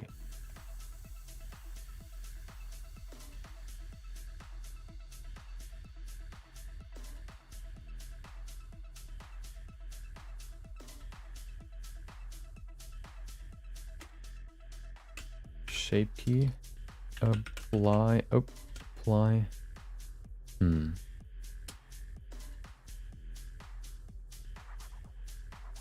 Yeah, and then I'm probably going to include timestamps too. The problem is some brushes are so short in their explanation and timestamps I think require at least 10 seconds for them to work, that I probably need to create chapters probably for some of them, or just say, well, from this timeline to this timeline we have move brush 1, brush 2, brush 3.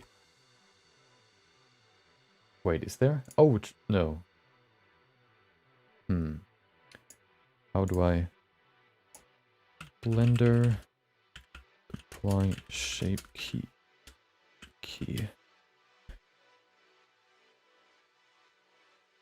Try creating a new shape key by pressing the arrow under the add remove button and selecting new shape from mix.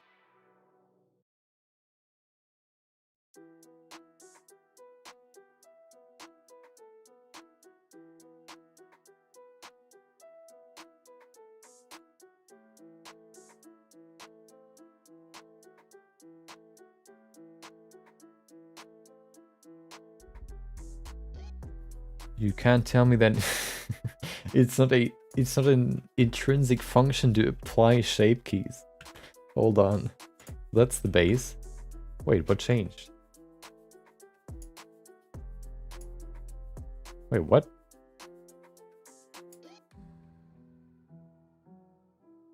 Oh.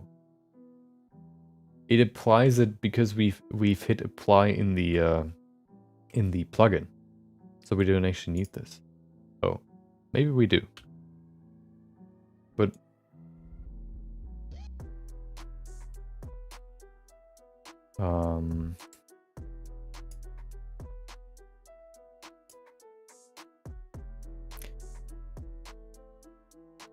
in the modifier tab there's apply a shape key using the maybe if I use multi-resolution it works. Let's see.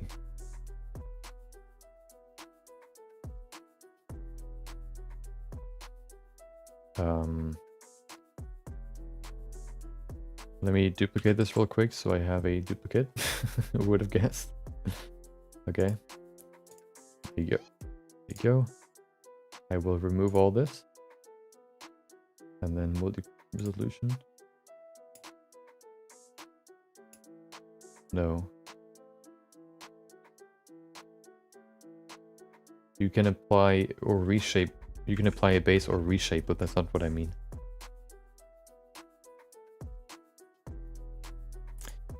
You can't tell me that you can't apply shape keys. Oh, hold on. Daily Blender secret. Show me the daily Blender secret, please. Oh. Pick the frame, create a new shape key. New shape key from mix, delete the old shape keys, and then the mix. Okay. Which means... Oh. Oh. Wait, what?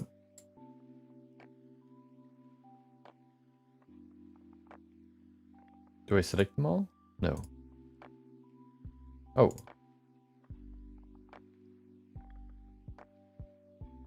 Aha, perfect. Okay, well that's weird. So you have to go here and then say new shape from mix, which combines them both, and then you delete all of them. For some reason that works. Okay. There's actually a brush that I think can fix the artifacts. I don't know which one it is. Let me figure it out real quick. I have that in my notes for the brush video. So let's see if I can find it.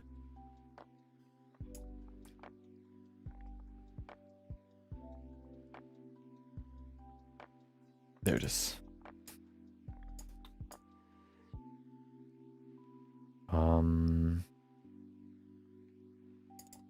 What is it called again? Artifacts. Artifacts. Okay. Okay. Nothing found. Well, this way. There it is. Nope. Can fix artifacts after applying a base or the shrink wrap modifier. Multi-risk displacement eraser. Well, that's not what I wanted. I guess. Oh, there it is. Nope. Maybe we can use this one though. If we go to sculpting, one thing we can do to fix them is we can just go in here. We can find them first. There they are. And then we can smooth them. If we can grab them, which might be a problem because they're so small. Come on. Where does it actually come from? Ah. So it's so small that we can't really select it. What we can do though is we can just mask everything here. Wait, am I actually in the wrong model?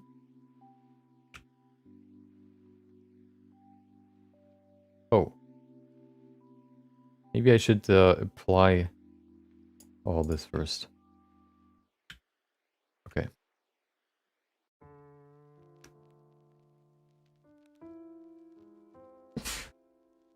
Excuse me.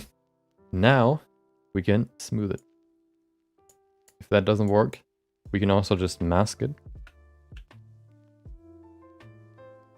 There you go. And then we can apply a mesh filter. Where's my mesh filter? There it is. Smooth. Okay. Where's my brush icon? Oh, well, I guess we don't need to see it.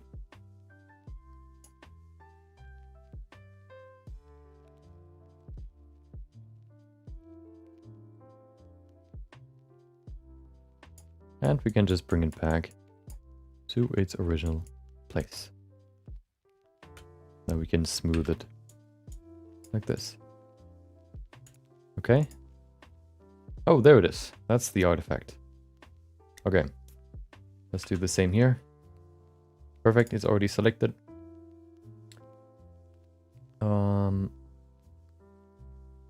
Use mesh filter. I think there are some more. What we can do here is maybe surface smooth.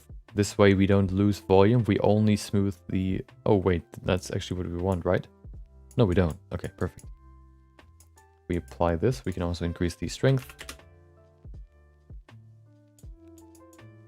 We can fix this artifact too. Problem is, I think it kind of sees this as volume, so we need to bring it back to smooth. Because smooth doesn't care about volume. There it is. Thank you.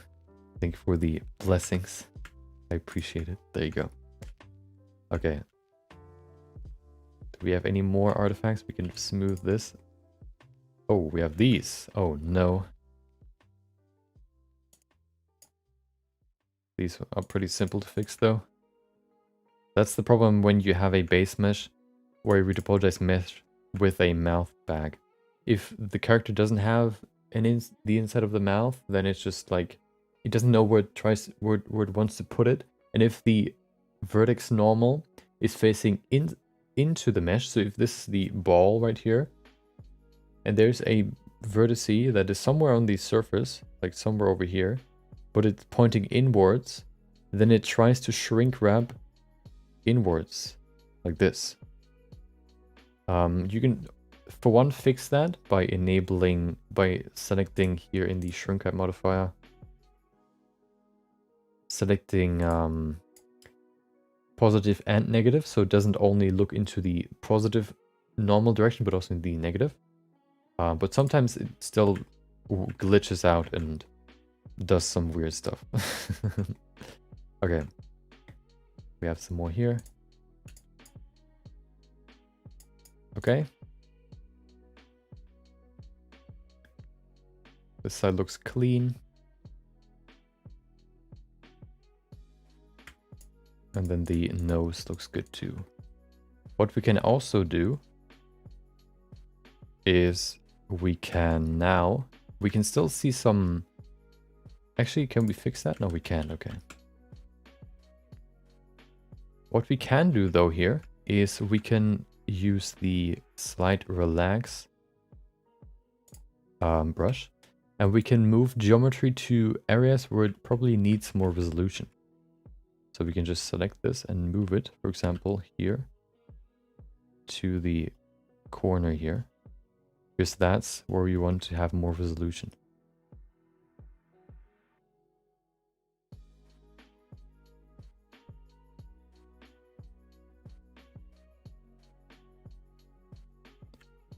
Maybe here too. We probably need to see the material to see if that actually is what we want. Yeah, now we can see we can just move the texture into the position where it needs to be.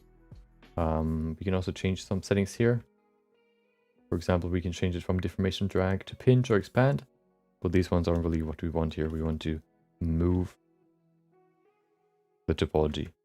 One good part about this brush is that it respects the volume, which means it doesn't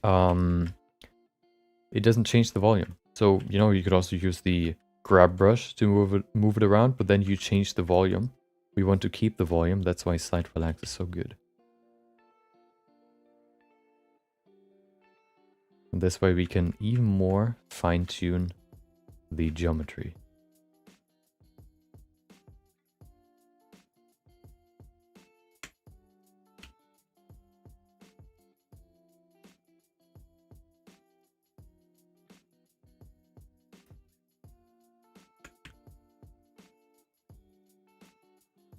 So we wrap it around, basically, around the volume. Just how we did it with the soft wrap. This way we can expose the eyelashes, for example.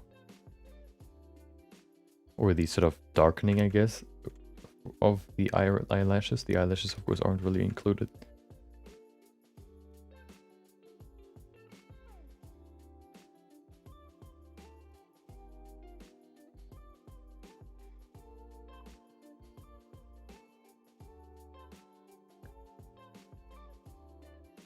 Okay. There you go. Have a little pimple there. Perfect.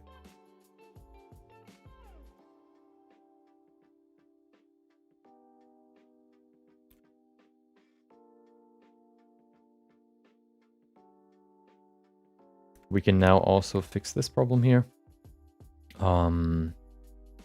by using the pinch brush. Can we? Why can we not? Tell me why. Tell me why. Can we not? Hello. Okay, I guess it just... Oh, I don't think it moves over to the opposing side. There's one thing that I actually want to try. So with the grab brush, you can see we move both. We not only move the upper lip, but also the lower lip. Of course, for the grab brush, we have the... Dude. Okay, this setting doesn't doesn't exist in 2.93, but there is a setting where you can move vertices on the edge of, or on the silhouette, or the on the edge of the silhouette in the 3D viewport. So you can see a clear edge right here. You can also see a clear edge right here. You could then move it like this. Only the vertices on the silhouette edge. This setting doesn't exist here. I think an alternative is auto masking. If we set it to topology, I think it only takes the... Yeah, there you go. It only takes the topology into account that we currently select. And if the radius also includes topology that is not connected, but still in the cursor radius, it just doesn't move it. Or it doesn't affect it.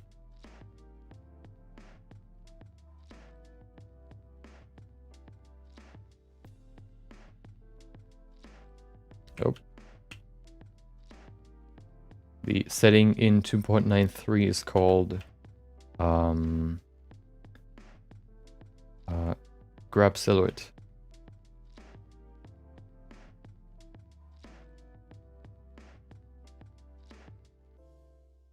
So I expect not to run into these problems, or at least now we have solutions for these problems. So the creation of the character next week will be quicker.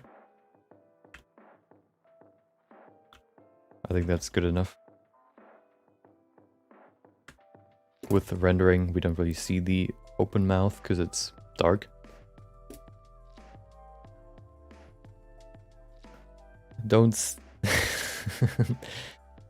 Ninebot warned you often enough. You know that you shouldn't use cap. You shouldn't spam caps.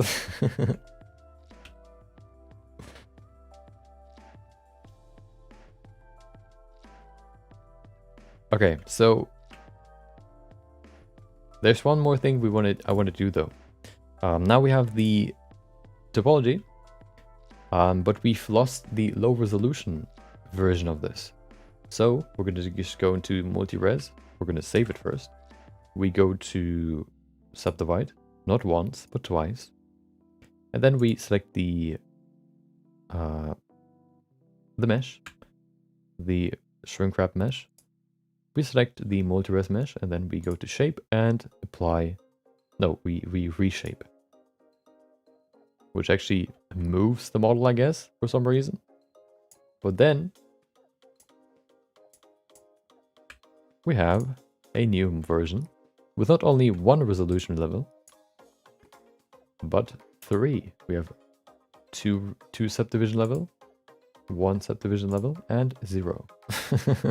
Which it's kind of weird, but yeah, there you go. We could probably, oh, hold on, we can probably fix this. Let me just move them to the same position so that it doesn't jump forward. Hello? Oh. Okay, so I'm gonna move this forward. I think yeah, there you go. Align brush. I mean, align tool. Y. Okay, currently it's in the same position. Perfect. Wait, what? That doesn't make sense. Should we move it forward? I'm scared. I don't want to move it forward. Let's see what happens. She looks disgusted. She looks arrogant, okay? That's what she looks like. She's disgusted by you. By your attitude. How could you? Okay.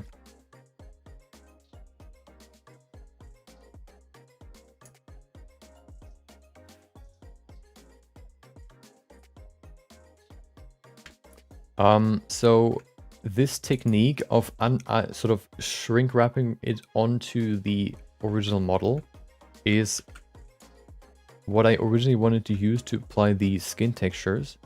The one thing that was missing though is the function to basically project the texture along the shrink wrapped vertice normals onto the new model. So basically telling the original model that it's supposed to take the color of the vertice closest to it. Yeah, take them like as their color.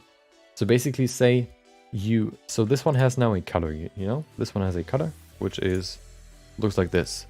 What I want to have is a way to tell this model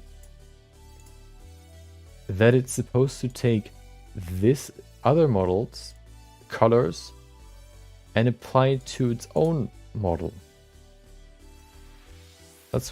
I don't think that works. I don't think there's a way to do that. There's no way to 360-degree project something. That doesn't make sense, because projecting means like throwing it onto a geometry from a certain angle. Yeah. It just doesn't work. It works in ZBrush, but you know, ZBrush is not Blender, so it doesn't work. Okay, now it should work. I'm going to show you something cool afterwards too. Wait, okay, yeah. So multi-res, okay. Apply base. Reshape, I mean. There you go. Let me show you something cool. Well, the first cool thing is now that we have two versions, one with different levels of subdivision. And then we also have something else. Baking the diffuse. Yeah, baking the diffuse from one mesh to the other. I don't think that works. I don't know. Yeah. If that works, then please tell me how. Wait. Yeah, that's baking, right? Hold on. No, baking is just taking the... Wait, there is a way to bake displacement textures, though. Maybe I need to look into that. Okay, never mind. What I want to show you is something cool. So what if I... First of all, what I can do is I can apply a bump map. There you go. Oh, wow. Let's go into rendered view. Let me hide this one. I still have my lighting in here. Well, let's remove all these pins.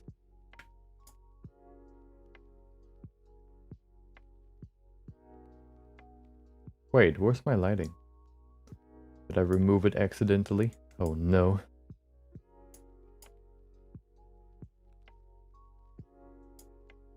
Okay. Oh, there it is.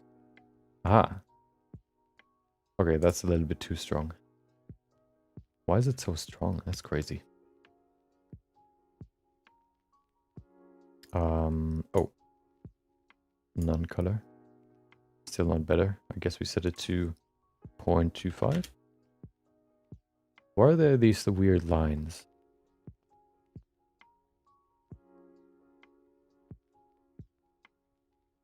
Wait. Oh, I know why. Okay.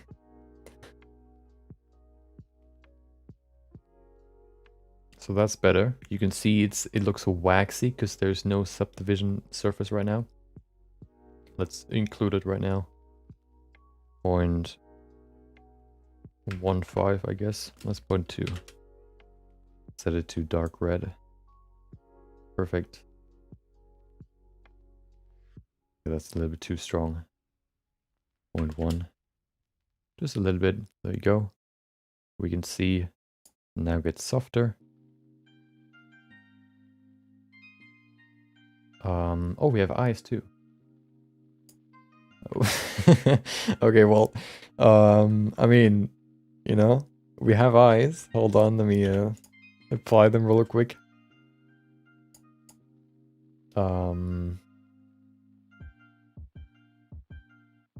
We don't need the mirror.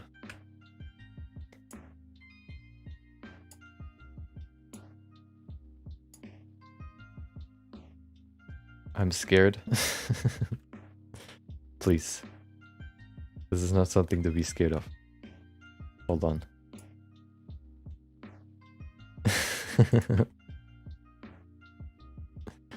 Okay. Oh.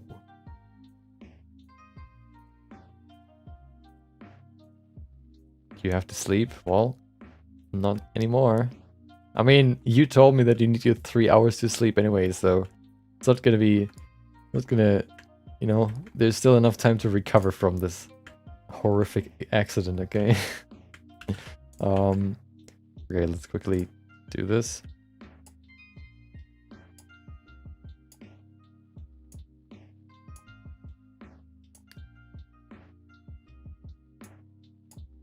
Oh, hello.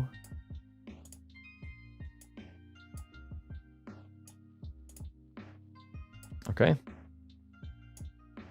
Woo!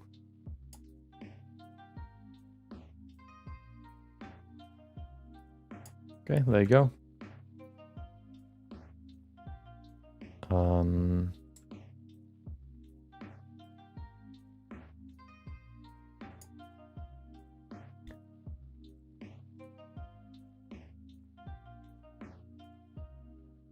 So now that we have this done, now that we have everything leveled up to like an hour plus now. Oh, nice. We're gonna go to Blender 3.0 because then the rendering is quicker.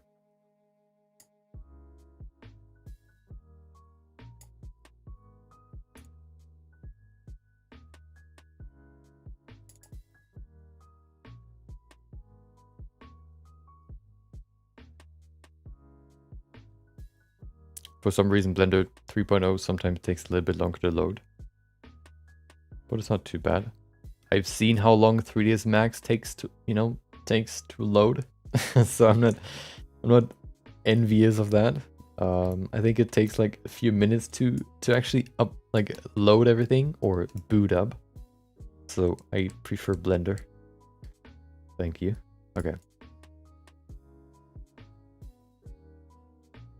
There it is. Okay.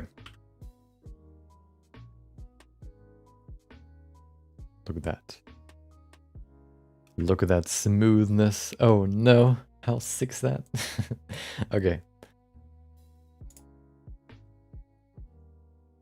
So one thing we don't have is, first of all, I could, I guess, fine tune the eyes, because right now if she's looking in a direction, the eyelids don't really follow that, but I don't really want to look into that right now. One thing what I still want to do, or what I want to show you, to finish off this stream, basically, is, first of all, let's increase the, let me change a few settings here. So, do we need denoise? No. Oh, wow. No, we don't need denoise. What we can do, though, is we can increase these samples.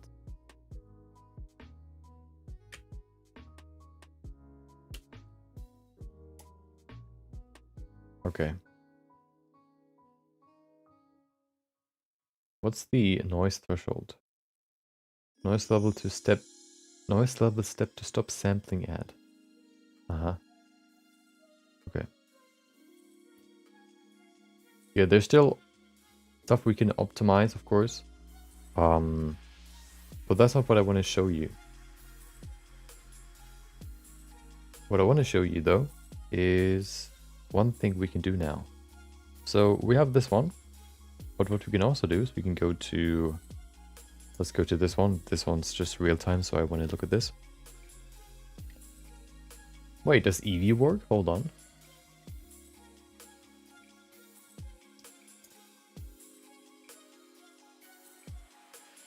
That's not Eevee. Oh. Oh, okay. I mean, it works. Let's see, hold on. We don't need bloom. Oh, maybe a little bit. Okay.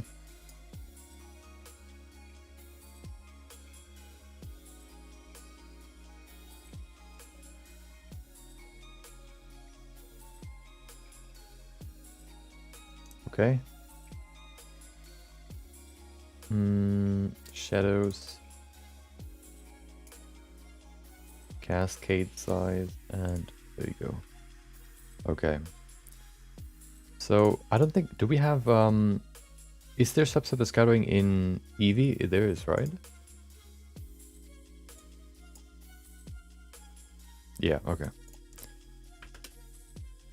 Well, I guess that's okay. Let's just decrease this. Or we can also decrease the distance, which doesn't do too much. So let's change the strength. Okay.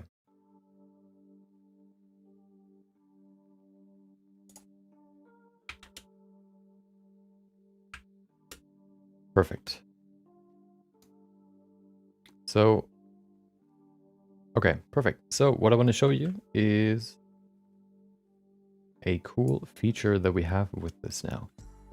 Let's say this is not the texture that we want. Well, how about we just change the texture to a different one? How about we use the second female texture that I have here, which is right here.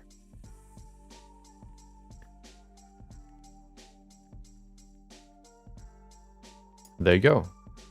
Now she's black. We need to change the displacement too.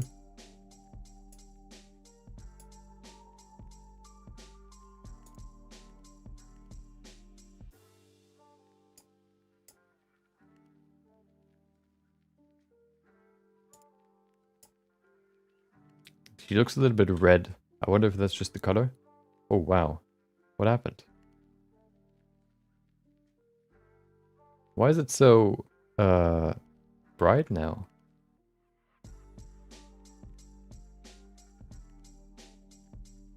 Let's go back to cycles. Maybe that looks better. Okay, something's weird.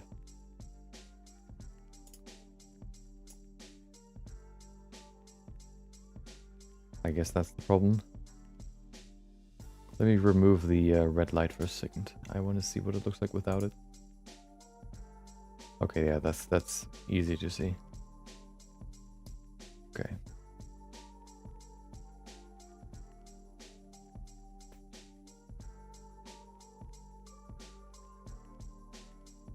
So it seems like cycles requires a higher strength. 0.2 looks pretty good here. EV requires a lower strength. Yeah, but this is the black or the darker skin that I have. Subsurface, I don't think changes that much. We can make it darker, of course. Maybe it actually does. You can see how it changes the appearance. This one's like full on red, but if we lower it a little bit, we can see it gets darker. So maybe that's better. Yeah, but if we have a you know, I don't know, a black character, we can create those too. I don't have an Asian what is it? An Asian, I guess, texture. But I think Asian are quite close in terms of their skin color to Caucasian. You can of course fine tune it, but I don't think you necessarily need a new texture for that. You could consider getting another one for older, like with the wrinkles and all that, but I don't have that one. I only have young young textures. Yeah, but there you go. So this will be the workflow that we're going to use. We will create the model first. No, we will actually, no, this is not the workflow that we're going to use. The workflow that we're going to use for the model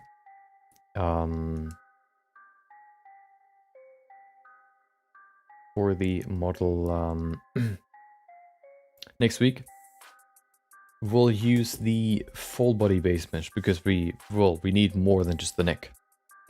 Or I want to use more than just the neck. So we're going to include more, or we're going to use the base mesh of that. The problem with that one is that it's it doesn't have the same UVs, so the face texture will not apply perfectly onto there too. But we can probably make it work. Yeah, shouldn't be too hard because there's a workflow for that.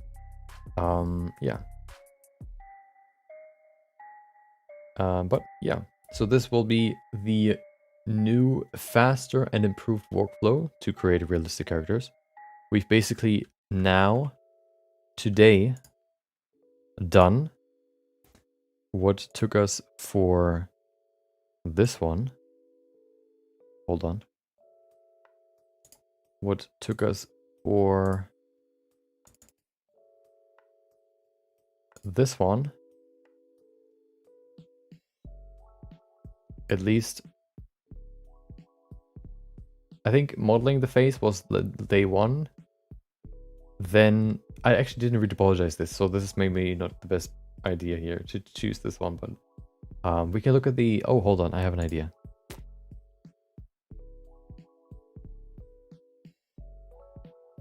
Never mind, doesn't matter. We've done what would have taken us probably multiple streams in one. and in just a few hours. And now that we had to solve some problems. So now that we know solutions to these problems, and we have, I think, a good workflow that we can use next week, I'm even more excited for next week to get into a new series, probably. Yeah. It once again, if you haven't joined the Discord, !Discord to get the link. And let me just quickly fix the link, and then yeah, if you want to get feedback on one of your personal projects, then post them in the personal feedback channel, and we're gonna look at them tomorrow.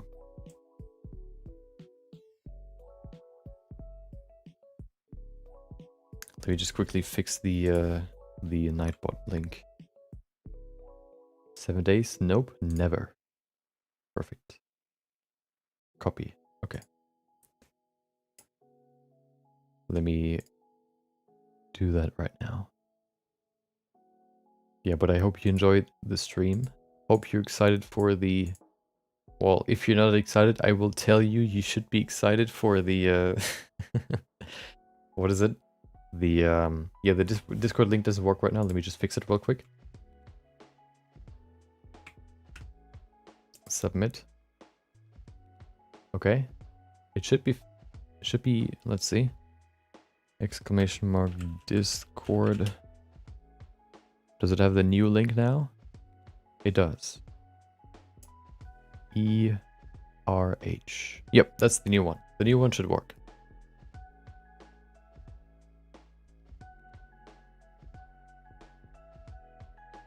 Try to time the stream delay.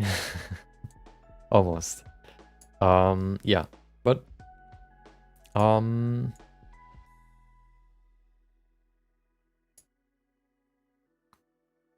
if you want to get feedback, you have until tomorrow, and then we're going to look at all the new pieces and give them feedback. Currently we have, let's see,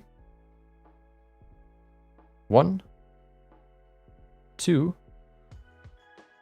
3, 4, 5 pieces. And if you want to be number 6, then join the Discord and post your piece. I hope you enjoyed the stream. Thank you for joining. Thank you for watching. If you want to know where you can find the video that will probably come out on Monday, the explaining every brush video, and you're excited, or you want to see that, then make sure to subscribe to the videos channel. The link should be in the description, or just Google Nogi on YouTube. Thank you for joining. Thank you for watching. Thank you for chatting. Or just being here. Invalid? Why? It can't be invalid.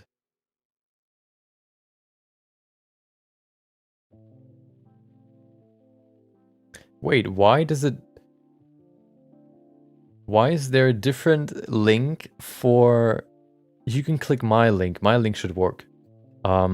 The ERH. Why do I get a different link than you?